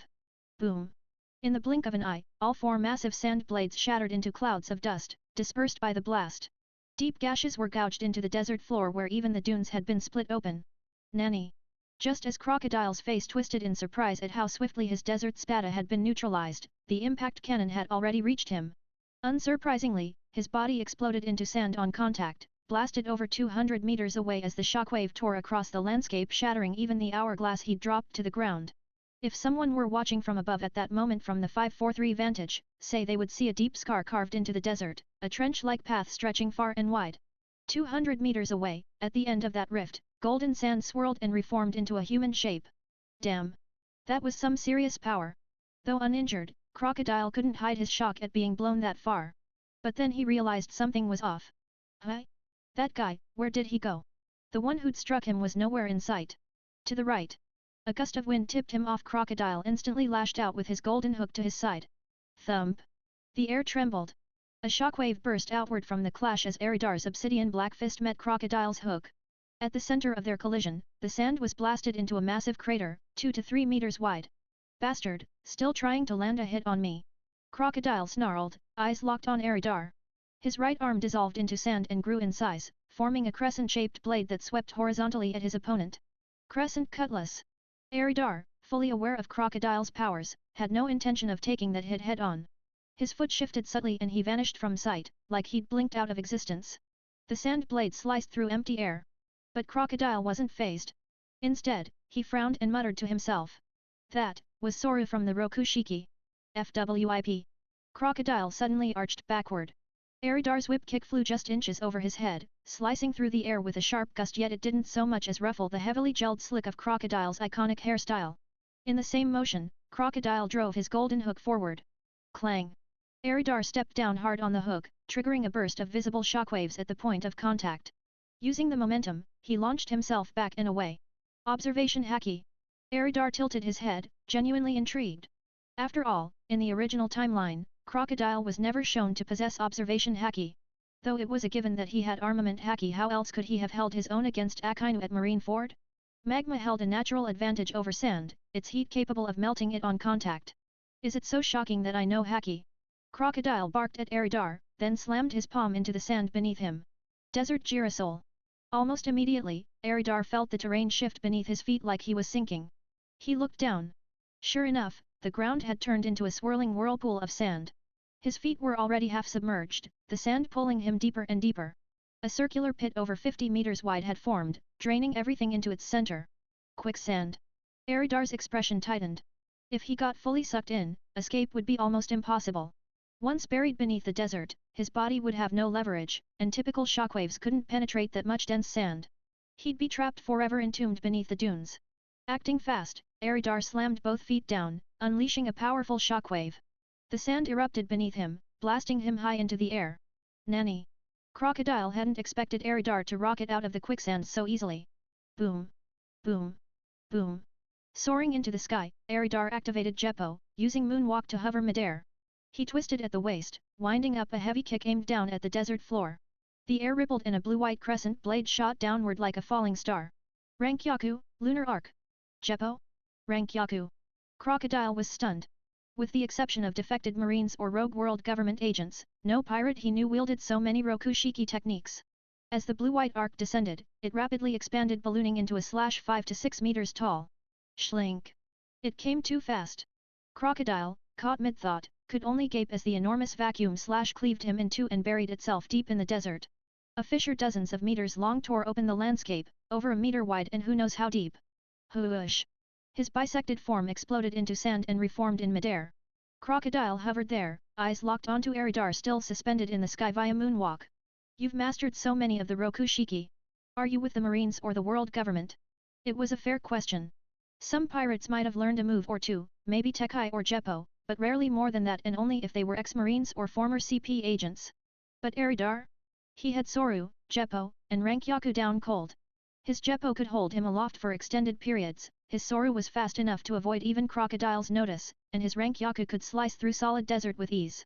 Even CP0 agents would raise their eyebrows at that level of control. Crocodile may have never met anyone from CP9, but he had crossed paths with CP0. And based on just these three techniques, Eridar was already operating on their level. My, you're really wary of those guys, huh? Eridar teased, eyeing Crocodile with a smirk. Relax. I'm not one of them. Just picked up the Rokushiki through, let's say, fortunate circumstances. Wary. Crocodile scoffed, clearly irritated. TCH. They're just clingy bastards. Like goddamn leeches that never let go. A not-so-subtle jab at the world government's CP agencies, especially CP0. After all, even the notorious pirate Burndy World, the world destroyer with a bounty of 500 million berries over 20 years ago, ended up in their clutches. He was the first pirate to ever be jointly hunted by both the Navy and other pirates, a monster of an era alongside Whitebeard, with overwhelming firepower that even Admirals hesitated to challenge. And still, CP agents took him down. Leeches. Aridar cracked up at the metaphor. Ha ha ha, now that is a fitting description of those government dogs. As soon as Aridar heard Crocodile's description, he instantly knew who the man was talking about. It could only be someone from the cipher pole agencies under the world government, those ever-present, insidious agents. Aridar might have only personally encountered a single rogue agent before, but in his previous life, he'd seen plenty of them in anime. Once you got tangled up with those people, it was nothing but a headache. Take CP9 for instance. Those guys spent 5 whole years undercover, posing as employees at the Galley Law Company just to get their hands on the blueprints of the Pluton battleship. They cozied up to Icebug, the company president, gaining his trust and learning the layout, then struck the moment they found their chance. The very thought made Aridar shudder. Just imagining an agent like that hiding by your side, acting like a brother every day, only to turn on you when the time was right, it was chilling. Hey Crocodile, Aridar took a few steps forward, that cryptic smile still lingering on his lips. We've gone a few rounds now. Sure, you and I both still have cards up our sleeves, but if we're being honest, I can't take you down, and you can't take me down either. So, how about we talk business instead? Crocodile shot him an annoyed glare but didn't object. Truth be told, throughout their entire skirmish, he hadn't managed to gain the upper hand even once. In fact, he'd even taken a sucker punch earlier. As he'd said, he wasn't out of tricks, but clearly, Aridar hadn't gone all out either. The two of them were evenly matched. Though irritated, Crocodile kept his hands to himself. What really pissed him off was the absurdity of this situation. Where had this damn monster even come from? A greenhorn fresh out to sea shouldn't be this strong. This guy had just redefined what rookie pirate meant. Now Crocodile couldn't help but wonder, should he start taking every rookie seriously from now on? Getting outmaneuvered was one thing, but if he actually lost to one? His reputation would be shattered across the entire world. If Aridar knew what Crocodile was thinking, he'd probably offer a silent prayer for Luffy's future. After all, Crocodile didn't lose to Luffy just because of that infamous protagonist's luck. A huge part of it was Crocodile underestimating him. Luffy fought Crocodile 3 times, lost twice, won once. From Crocodile's perspective, it was just some no-name rookie who'd already lost to him twice. You couldn't exactly blame him for not seeing the kid as a threat. Besides, Crocodile had been stuck in Alabasta for far too long. After his humiliating loss to Whitebeard, he holed up in this desert kingdom. The only people he'd fought since then were third-rate pirates who barely posed a challenge. His strength had stagnated. He was over-reliant on his Logia abilities. Using sand fruit tricks to overwhelm the weak might have worked then, but everyone knew how that ended. Let's be honest, Crocodile had no one to blame but himself. Just because someone could punch him when wet didn't automatically mean they had haki. Getting soaked disabled his intangibility, sure, but his powers were still usable. He had techniques like ground secco that could absorb moisture. He could have just dried the water off himself. Instead, his slow reaction cost him. That said, Crocodile wasn't weak by any means. The guy did survive a clash with Whitebeard, after all. And during the Paramount War, even Doflamingo, who openly mocked Moria, chose to team up with him. That alone spoke volumes. Crocodile had taken his sand fruit to a terrifyingly advanced level. He was even the first to bring up the concept of awakening. Business, huh? Crocodile scoffed. He pulled out a cigar, lit it, and took a drag before blowing out a long stream of smoke. His voice was laced with irritation. I'm not in the mood today. If you've got something to discuss, come find me at Rain Dinners. I'd like to see what kind of deal you think is worth my time. Sure thing. I'll be there, Aridar said with a calm nod. And I promise it's an offer you won't regret. He didn't take offense. After all, Crocodile was a notorious pirate with a legacy behind him. Being pushed this far by a complete newcomer had to be eating at his pride. Letting off some steam was perfectly understandable. Crocodile turned to leave, preparing to dissolve into sand, but suddenly stopped. He glanced over his shoulder, voice low and deadly serious. One more thing. Don't cause any more trouble on my turf. Or I swear, I'll take you down, even if it kills me. As he spoke, a chilling aura of bloodlust radiated off him. He wasn't bluffing. Damn, that's scary, Aridar muttered under his breath. That pressure, he couldn't match it yet. But he also knew Crocodile's larger scheme and meant what he said next. Relax. If any other pirates stir up trouble, I'll help clean them up. Humph, whatever. Crocodile grunted, his face relaxing just a fraction. With a final scoff, he turned into a stream of sand and drifted off toward Port Nanohana. Aridar watched him disappear into the distance. The corner of his mouth curled up in a smirk. TCH, stubborn old bastard. Then, in one explosive leap, Aridar launched himself skyward, feet bursting with shock force. After clearing 100 meters, he landed again continuing on toward Port Nanohana the same way he came. Port Nanohana, 2nd Street. The entire street had been reduced to rubble. Craters and cracks ran like scars across the ground, smoke still curling into the air. Collapsed buildings lined the road, and over 100 mangled corpses lay scattered among the debris. Guns and blades were strewn across the dirt. Boring. Not enough strong opponents, Oliver muttered lazily. He sat atop a broken slab of stone, casually wiping down Nagamitsu with a white cloth. Whoosh! Arlen blew a smoke ring into the air, slouching with the same look of apathy. I thought at least one of the reinforcements would be worth something, turns out they were all fodder. Gorbo, Bakan, Dmitri, and the sisters Millie and Mina all sat or stood idly nearby, just as uninterested. The entire street was a battlefield turned wasteland. The regular members of the Chris Pirates moved through the wreckage, finishing off any enemies who still clung to life with a cold efficiency, stabbing or shooting without a second thought. You bastards! You ruined everything! My dream! I'll kill you all someday! Suddenly, a voice thick with hatred and venom rose from the ruins. Arlen, Oliver, and the others turned their gaze toward the source. There, lying broken in the middle of the street, was a man drenched in blood. His chin rested on a jagged rock, his face caked in grime and gore. His body was torn to shreds, deep lacerations from blades, scorched wounds from explosions, dents from punches, and gunshot wounds that had pierced through flesh and bone. Both arms were twisted grotesquely in the wrong direction, clearly shattered. His right leg was coated in a corroded, rust-like stain, like metal rotting away, but on human flesh, it looked nothing short of eerie. The man in question was none other than Copper the Flying Shot, captain of the Flying Shot Pirates, with a bounty of 70 million berries. The bodies strewn across the street belonged to over 90% of his crew, a total of 105 men. Apart from a few who had stayed behind to guard their ship, his entire crew had been annihilated. One could almost declare the Flying Shot Pirates extinct. Had the crew arrived at full strength, they might have stood a chance in a straight fight with the Chris Pirates. But as Vice Admiral Sirens of Marine Headquarters had said, what was left of Copra's crew couldn't possibly put up a fight. It was a one-sided slaughter. Dream. Arlen sneered. Ha, you think these useless fools were going to help you realize your so-called dream? Only those with real strength can make dreams come true, said Oliver, polishing his blade. Nagamitsu. His voice was full of contempt. For someone like you right now, a dream is just that. A fantasy. Bastards, scum. Copra cursed through gritted teeth, his whole body racked with pain. But he didn't accuse Arlen and the others of ganging up on him. In the grand line, a loss is a loss. They were pirates, not knights who said anything about a fair one-on-one.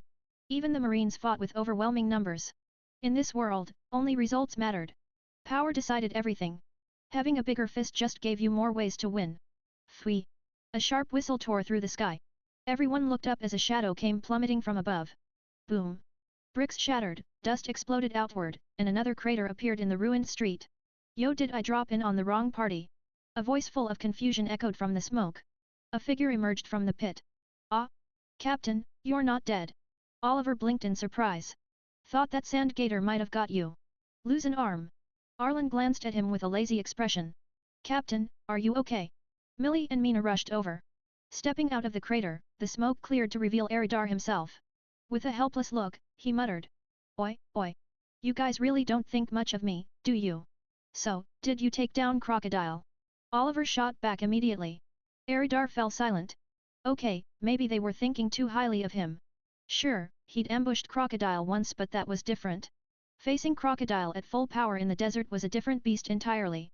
Let's not forget this was a man who once challenged Whitebeard. The world government had offered him a seat among the 7 warlords of the sea when his bounty was only 81 million. That kind of man was not someone to trifle with at full strength. At the end of the street, tucked in the shadows, a figure had been watching. After a brief glance at Eridar and his crew, they turned and quietly slipped away. Aboard a Marine first-class battleship flagship office. BRRR. BRRR, BRRR. Moshi Moshi. This is the first assault fleet. Flagship Captain Rear Admiral Leaf. MMHM what? Understood. I'll report immediately. Click. After the call ended, the man in his 30s strapped on his sword and rushed below deck, heading straight for the upper deck. Vice Admiral Sirens, we've received the final battle report. ZZZZZ, snore, ZZZZZ. Rear Admiral Leaf stood awkwardly. In front of him sat an old man in polka dot pajamas, snoring away with a bubble on his nose, still holding a coffee mug. Somehow, he was asleep while sitting upright. Pop! The bubble burst. The old man startled awake and cursed. Damn that garp! I've caught his damn habit. Sirens had once been Garp's peer in the navy. The two had been close eating contests, training bouts, all of it. And over time, Sirens had picked up some of Garp's eccentricities like falling asleep mid-conversation, or while eating. Vice Admiral Sirens. The battle report, sir. Leaf coughed awkwardly. Oh? What is it?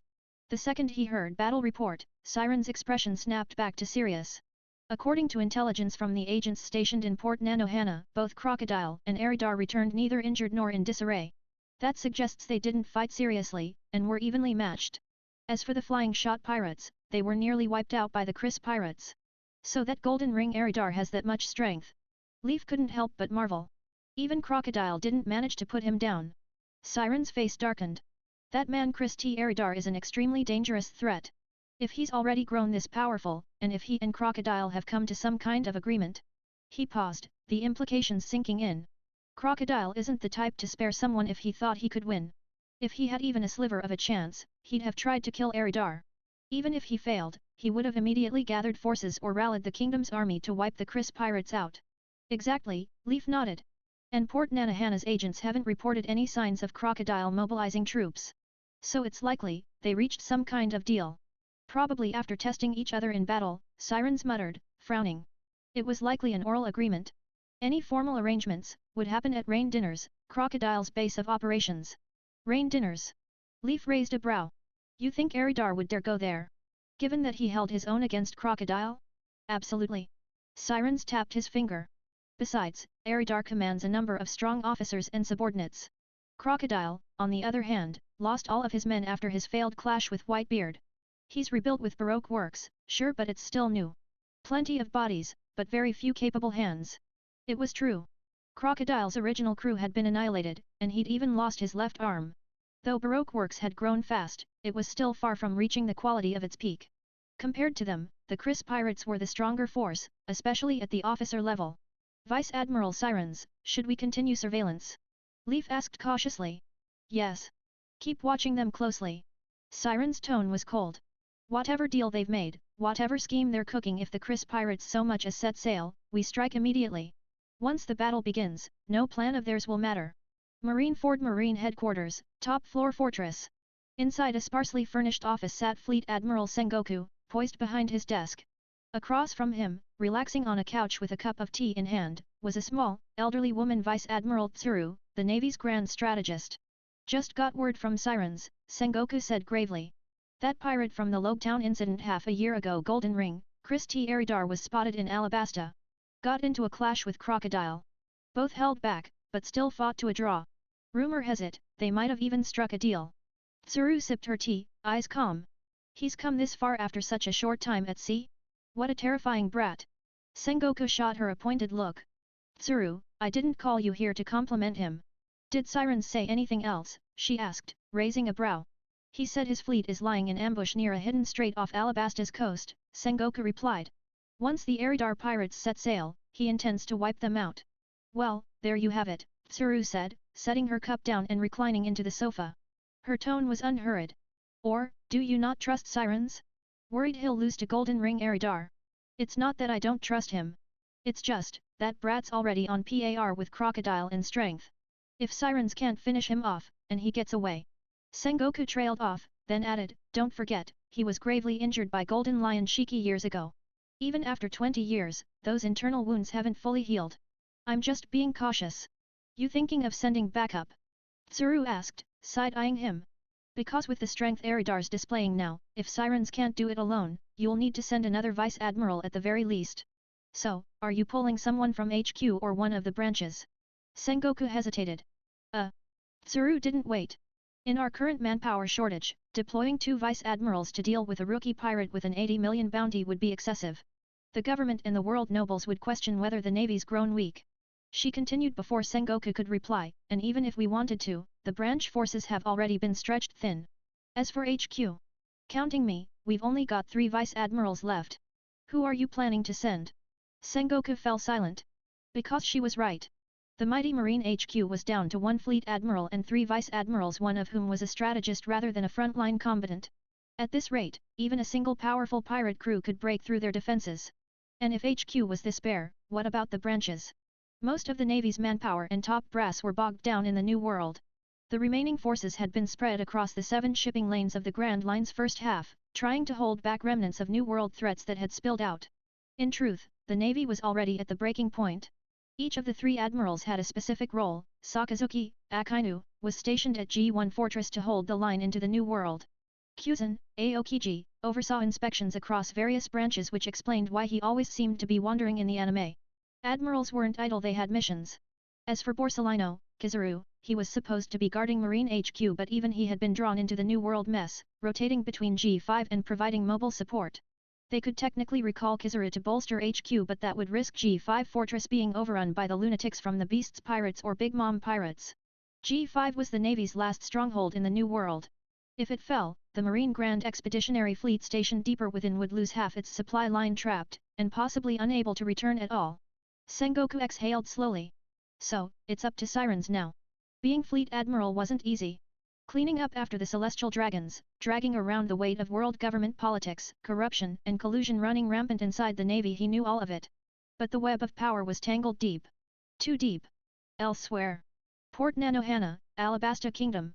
Before the Alabasta Royal Army could show up, the Eridar pirates had quickly cleaned up the battlefield and retreated to their ship, the Chris.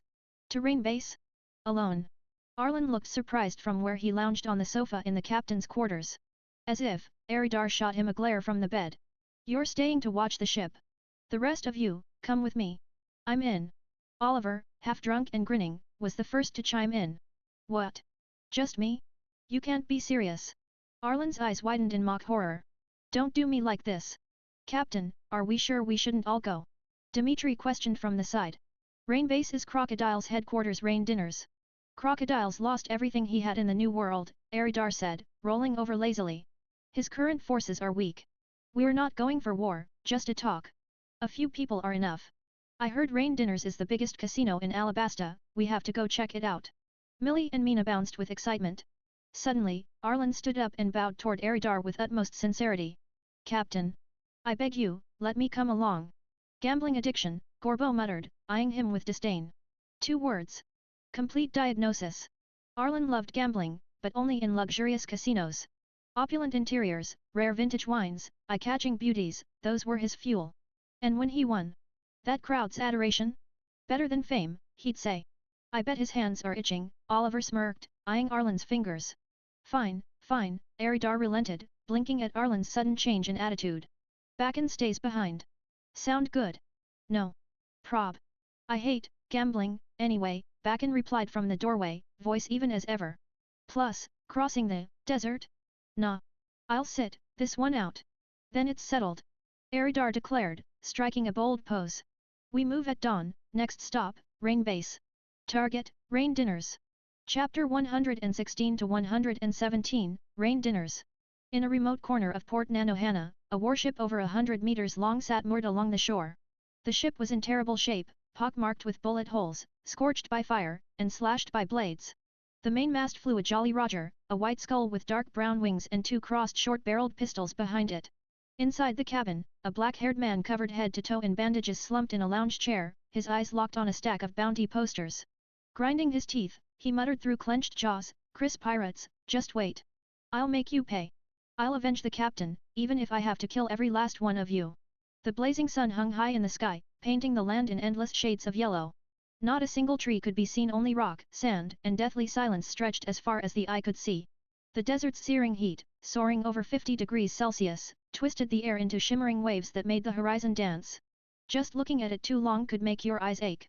Across the unforgiving sands, a small caravan of less than 10 people trudged forward. Each rider wore a sun hat and straddled a camel, while a few other camels, unmounted, carried heaps of supplies. They were crossing the desert slowly but surely. Hey, hey! Old Bart! How much longer till we get there? Eridar groaned, tongue lolling out, as he slumped over his camel. Not long, sir, replied the middle-aged man at the front with a grin. We'll be in Rain Base by noon, give or take. This modest party included nearly all the core members of the Chris Pirates, Captain Golden Ring Eridar, Arlen, Oliver, Dimitri, Gorbo, Millie, and Mina. The only one left behind to watch the Chris was Bakken. Alongside them was Old Bart, the guide Arlen had hired. That made 8 people and 12 camels, some ridden, others loaded with supplies. In Alabasta, a desert kingdom, every city is built around an oasis, and the journey between cities requires crossing perilous sand seas. Getting lost is easy, and danger lies in every dune. That's why you need professionals locals called pathfinders to lead the way. This was their 4th day on the road, and their supplies of food and water were already more than half gone. Fortunately, they'd reach Rainbase today. The journey hadn't been easy. The crew had encountered their fair share of threats, most notably the Sandora lizards, massive predators that hunted in pairs, perched at the very top of Alabasta's desert food chain. For ordinary people or run-of-the-mill pirates, they were a nightmare. But for Eridar and company? Oliver dispatched one with just 2 slashes, and Gorbo had the thing skinned, gutted, and grilled in no time. They ate it for dinner that night. Then there were the Warasashai birds, desert-dwelling tricksters that feigned injury to draw in travelers, only to steal their luggage. Arlen fell for one, but the bird didn't get far. Arlen launched into Jeppo mid-chase and blew it to feathers on the spot. But the desert didn't just harbor beasts. Human threats roamed as well. One group of sand bandits had the misfortune of targeting them, only to be sent flying by Eridar's impact wave. The survivors scattered like frightened beasts, vanishing into the dunes. Of course, the Chris pirates didn't bother chasing them down. Sure enough, just before noon, the group crested a towering sand dune, and there it was, a vast, crescent-shaped oasis. Lush greenery sprang from the earth, trees, grass, flowers, all clustered around a clear lake that shimmered in the light. Even from a distance, they could see the bustling city nestled within the oasis. It was a breath of life in the middle of death. Finally. Rainbase, Areta exhaled with awe in his voice. Ha ha ha ha. We're here. Let's go, boys. I'm taking a long, cold bath. Arlen whooped, spurring his camel into a gallop as he hurtled down the dune like a man possessed. Yeah. Charge. Eridar shouted, following suit. Naturally, Millie and Mina weren't far behind, and neither were Dimitri or Gorbo. Camels screamed and sand kicked up as they all stampeded downhill like wild children freed from school. Ugh, this bunch, Oliver mumbled, still half asleep as he stared in disbelief. Then his gaze fell on the supply camels beside him, and his face froze. Those bastards had left him in charge of all the pack animals. You've got to be kidding me. Heh, youth is a wonderful thing, old Bart chuckled, patting Oliver's shoulder before trotting off after the others, humming contentedly to himself. Son of a, Oliver yelled, staring in horror at the 4 heavily burdened camels now blinking at him expectantly. Meanwhile, in the heart of Rainbase stood its most opulent and iconic building, a golden, 20-meter-high pyramid. Atop it was a massive statue of a golden banana-wielding crocodile. The body of the pyramid was painted in yellow and green stripes, with palm trees flanking the entrance. A lavish sign above the doors read, Rain Dinners. It was the city's crown jewel, the Rain Dinners Casino. On the lowest level of the pyramid, inside a grand, lavishly furnished chamber with floors paved in polished white stone, sat Sir Crocodile. He puffed on a cigar while watching the massive water tank before him. Inside, a banana-wani tore chunks of meat to shreds with terrifying ease. Several men in black suits stood guard nearby, unmoving. Crocodile exhaled a plume of smoke and murmured, bored, this tank's too damn small. Maybe I should dig out the surrounding floor, pipe in some underground water, and raise a few more. The guards froze. What kind of lunatic raises banana-wani, creatures that eat sea kings for fun, as pets? And not just one, he wants more? Before anyone could speak, heavy footfalls echoed through the hall. Thump, thump, thump as another black-suited guard entered. Sir Crocodile, the Chris pirates have arrived. Crocodile sat bolt upright. He actually showed up, huh? How many of them? A party of 8. One's a local guide. The others include Golden Ring Eridar and 6 of his core officers. Only Bakken, former captain of the mountain pirates, is absent. Got it. You're dismissed, Crocodile waved him off. As the footsteps faded, a dark glint flashed in Crocodile's eyes. So, he brought the whole damn crew. Is this a declaration of war? Or something else entirely? Meanwhile, Eridar and his crew had already arrived in Rainbase. Led by old Bart, their first order of business was to find an inn, rent a few rooms, and drop off their belongings. Without wasting a moment, they all rushed off to find a bathhouse eager to wash away the dust and fatigue clinging to their bodies. As for that discussion with Crocodile? That could wait. No rush. By 3 o'clock that afternoon, bellies full and spirits refreshed, the Chris pirates stood at the grand entrance of Rain Dinners. 7 of them lined up in a row, catching the attention of everyone around. Damn! Crocodile really is loaded, Eridar muttered in awe, standing before the towering casino restaurant. One day, I'll build something just like this on my own turf. A landmark. Something unforgettable. Yeah, let's do it. Millie and Mina chirped, nodding their heads eagerly. Ugh, but not with that dumb banana on a head crocodile statue. What's that supposed to be? Arlen sneered. Idiot, that's Crocodile's personal emblem, Dimitri retorted, rolling his eyes. Our landmark would have our emblem. That's a bananawani, Gorbo interjected helpfully. Ferocious temperament. Feeds on sea kings. Meat's surprisingly tender though, pretty tasty. I'll catch one, Oliver said, already starting to drool. Alright, enough chatter, Eridar cut in before the conversation veered even further off track. Let's make sure Crocodile treats us to dinner tonight. Come on, let's go. And with that, the group made their way into Rain Dinners. At the entrance, a few men in sleek black suits turned their heads as the group approached. Hey, aren't those the people Crocodile Dano told us to watch out for? One of the guards whispered. Excuse me, another stepped forward, slightly bowing. Are you with the Chris Pirates? That caught Eridar off guard. He knew Crocodile was an arrogant man too proud to lower himself for anyone. So to have his men waiting outside for them? That's unexpected, he thought. Still, he flashed a toothy grin. Yeah, that's us. Take me to him. Right this way, sirs. Crocodile Dano is expecting you, the guard said, now even more deferential than before. This particular guard had been with Crocodile from the very start, back when Baroque Works was first established. He knew exactly what kind of man his boss was, prideful to the point of arrogance, a former warlord of the sea whose power made most people beneath his notice. So for him to send people to wait at the door, to treat this group of pirates with respect? It was baffling. Could they really be top-tier pirates? The truth was, Crocodile didn't have much choice. That brief skirmish with Eridar had left a deep impression. The man's strength wasn't something that could be casually dismissed. After that encounter, Crocodile had returned to Rain Base and dug up every scrap of intel he could find on Chris T. Eridar and the rest of his crew. What he learned was unsettling. Crocodile had seriously underestimated them, not just the captain, but his entire core team. Every one of them was dangerous. And with his original forces wiped out, Baroque Works was now a hollow shell of its former self. Even with over 1,000 men, they simply couldn't match the Chris pirates in combat prowess. In a quiet chamber deep within Rain Dinners, Crocodile sat in contemplation when a knock broke his focus. Boss, the Chris pirates are here. Crocodile didn't look up. He took a drag from his cigar and said coldly, bring them in. Be respectful, or you'll end up dead. The Baroque Works agent swallowed hard. Why yes, sir. As the man hurried off, silence reclaimed the room. Then came a gruff voice from behind him. Oi Sand Boss, aren't you overdoing it? They're just some random pirates. Why give them this much attention? Crocodile rolled his eyes but didn't turn around. Iman, are you questioning my judgment? He said flatly. One more word and I'll kill you. Seated lazily behind him was a powerfully built man with long chestnut hair, a black eye patch over his left eye, and a white overcoat patterned with green swirls. His bare chest bore a crisscross of brutal scars, and beside him leaned a massive sword sheathed in black, easily over 5 feet long. This was Zidani Iman, also known as One-Eyed Ogre.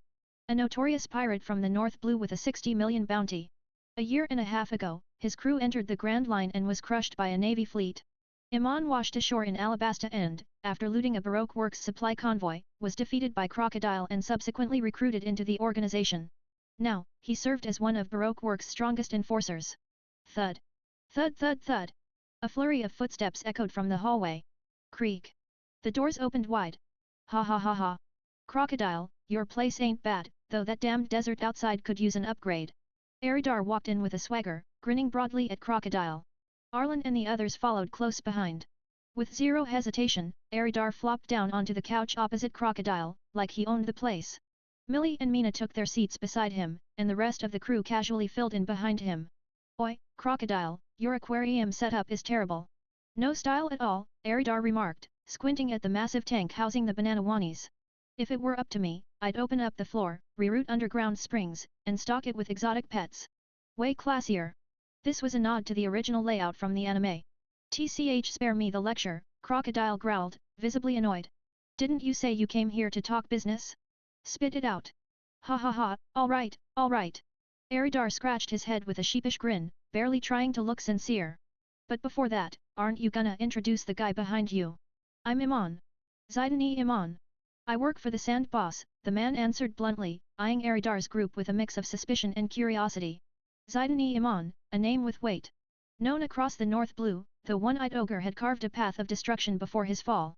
Now, he sat as one of Crocodile's fiercest lieutenants. The chit-chat's over. Say what you came here to say. Crocodile leaned back, irritation written all over his face. Now, don't be so hasty, Aridar chuckled, the corner of his lips tugging upward into a sly grin. Crocodile, how about we form an alliance? The moment those words left his mouth, a murderous aura exploded from Crocodile's body, plunging the room's temperature into a biting chill. You playing games with me, brat?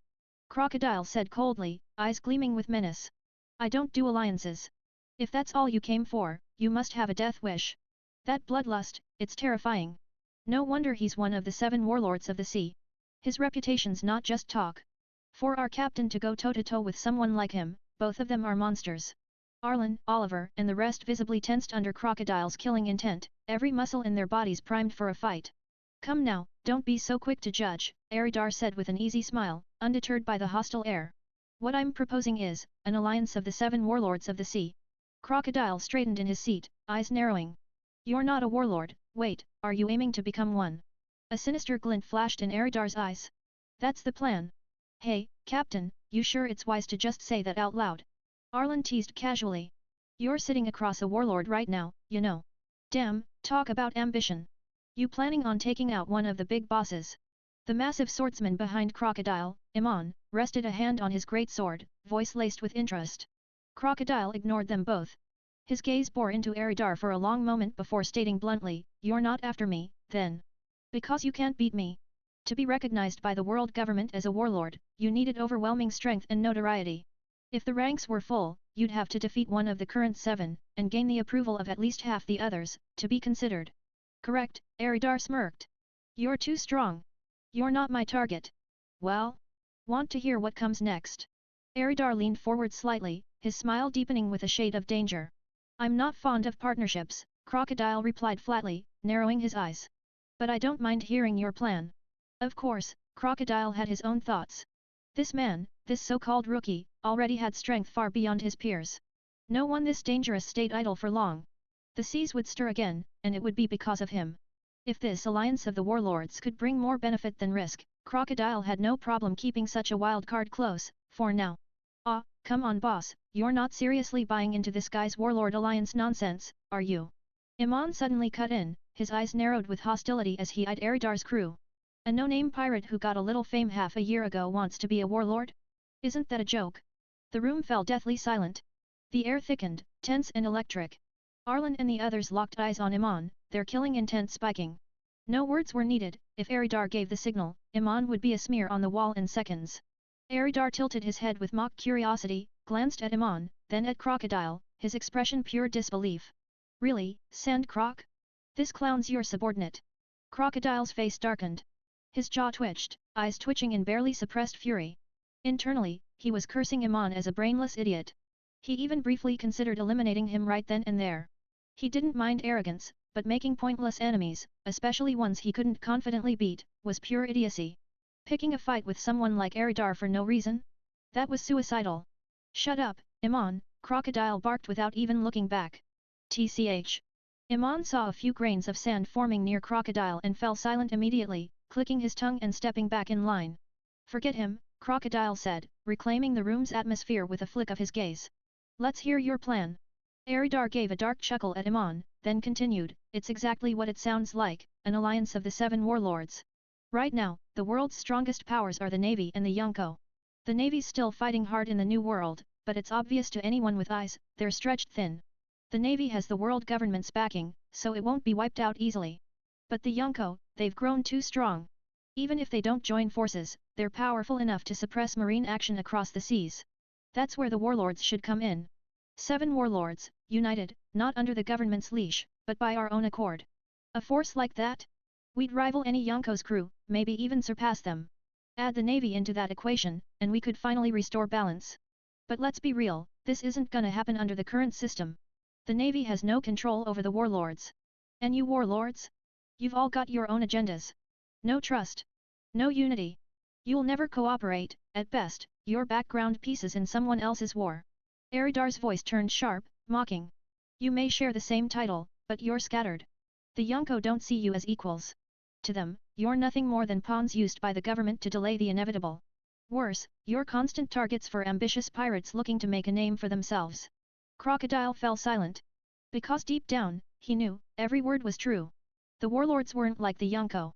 When threats came knocking, the Yonko had elite officers and fleets to handle it. The warlords, on the other hand? They had strength, sure, but not enough to match the Yonko's overwhelming armies. Many warlords were no stronger than Yonko's top officers, some even weaker. Yes, there were exceptions, like Dracul Mihawk, whose swordsmanship was arguably on par with the Yonko themselves. But Mihawk was a lone wolf, with no crew or kingdom to speak of. If he went up against a Yonko, any but Shanks, perhaps, he'd be crushed by sheer numbers. Then there were the warlords with solid forces like Doflamingo or Boa Hancock.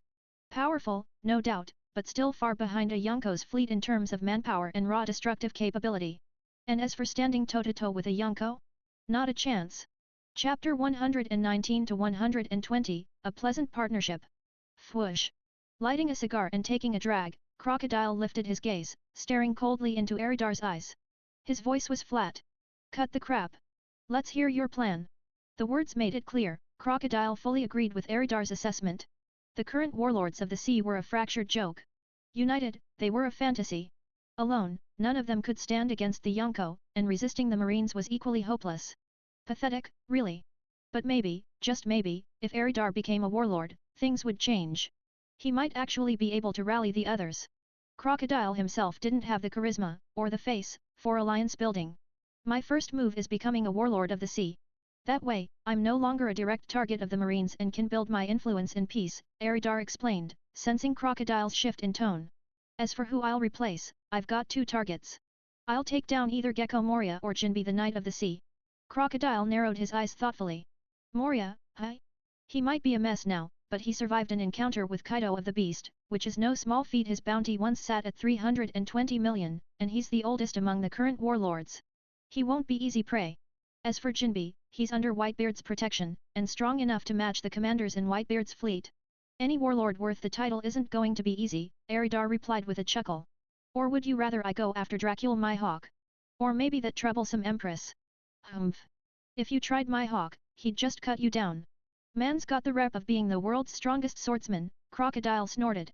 He glanced sidelong at Millie and Mina, standing by Eridar's side, then smirked mockingly. And as for that woman from Amazon Lily, she'd turn you to stone in a heartbeat. Eridar twitched, mouth tightening. He didn't argue. Instead, he pressed on. I've already clashed with Doflamingo, he outmatches me for now. As for Bartholomew Kuma, he's just a loyal dog to the world government, always vanishing into thin air. No tracking him down. That leaves Moria and Jinbe as viable options. So who do you pick? Crocodile asked. I lean toward Gecko Moria, Eridar answered bluntly. Crocodile paused mid-drag on his cigar. Care to explain why? Moria got utterly crushed by Kaido. His crew was wiped out, and he himself barely survived.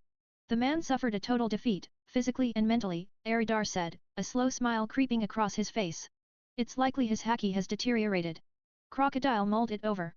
Thinking back to the first time he met Moria, and the most recent encounter, the difference was stark. The threat Moria posed had steadily shrunk, not that Crocodile felt confident about beating him now, but the cost of winning seemed far less than before. That alone spoke volumes. He didn't ask how Eridar knew all this. They weren't allies yet, and everyone had their own sources. Eridar's just happened to be, his memories from a past life. But that wasn't something he could reveal. Seeing Crocodile deep in thought, Eridar pressed on. As for Jinbe, the guy rarely leaves Fishman Island. Going there to fight him would mean kicking a hornet's nest, Whitebeard's hornet's nest. They're tight. Starting trouble there would be asking for it.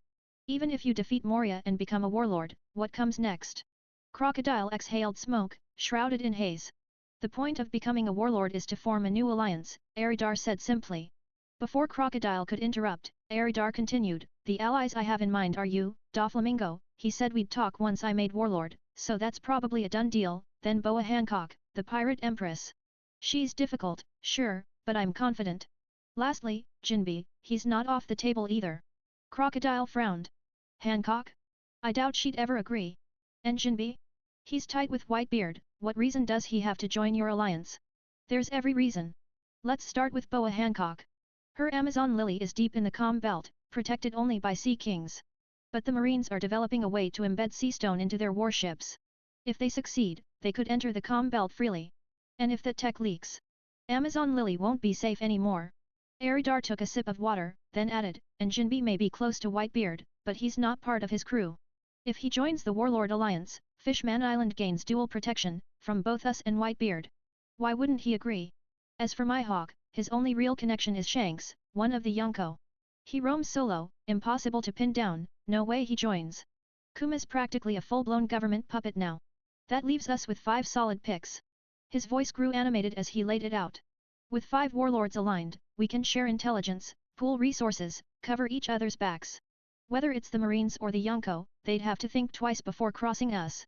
We'd stop being pawns, and start playing the game. Even Eridar felt a rush of excitement as he finished. If they pulled this off, the only thing missing from their group would be someone strong enough to match a Yonko head-on. But in terms of reach, power, and influence, they'd rival any Yonko's crew. Crocodile's lips curled into a grin, his normally indifferent eyes flashing with heat. A 5 warlord alliance, not a bad idea. We might even hold our own against a Yonko. That's a damn solid proposal. He. So. Eridar grinned, hand outstretched. You in? Smack. Crocodile clasped Eridar's hand, a wicked smile on his face. When you take down Moria and claim the title, that's when this alliance begins. Just don't die first. Eridar laughed darkly. He. Pleasure doing business.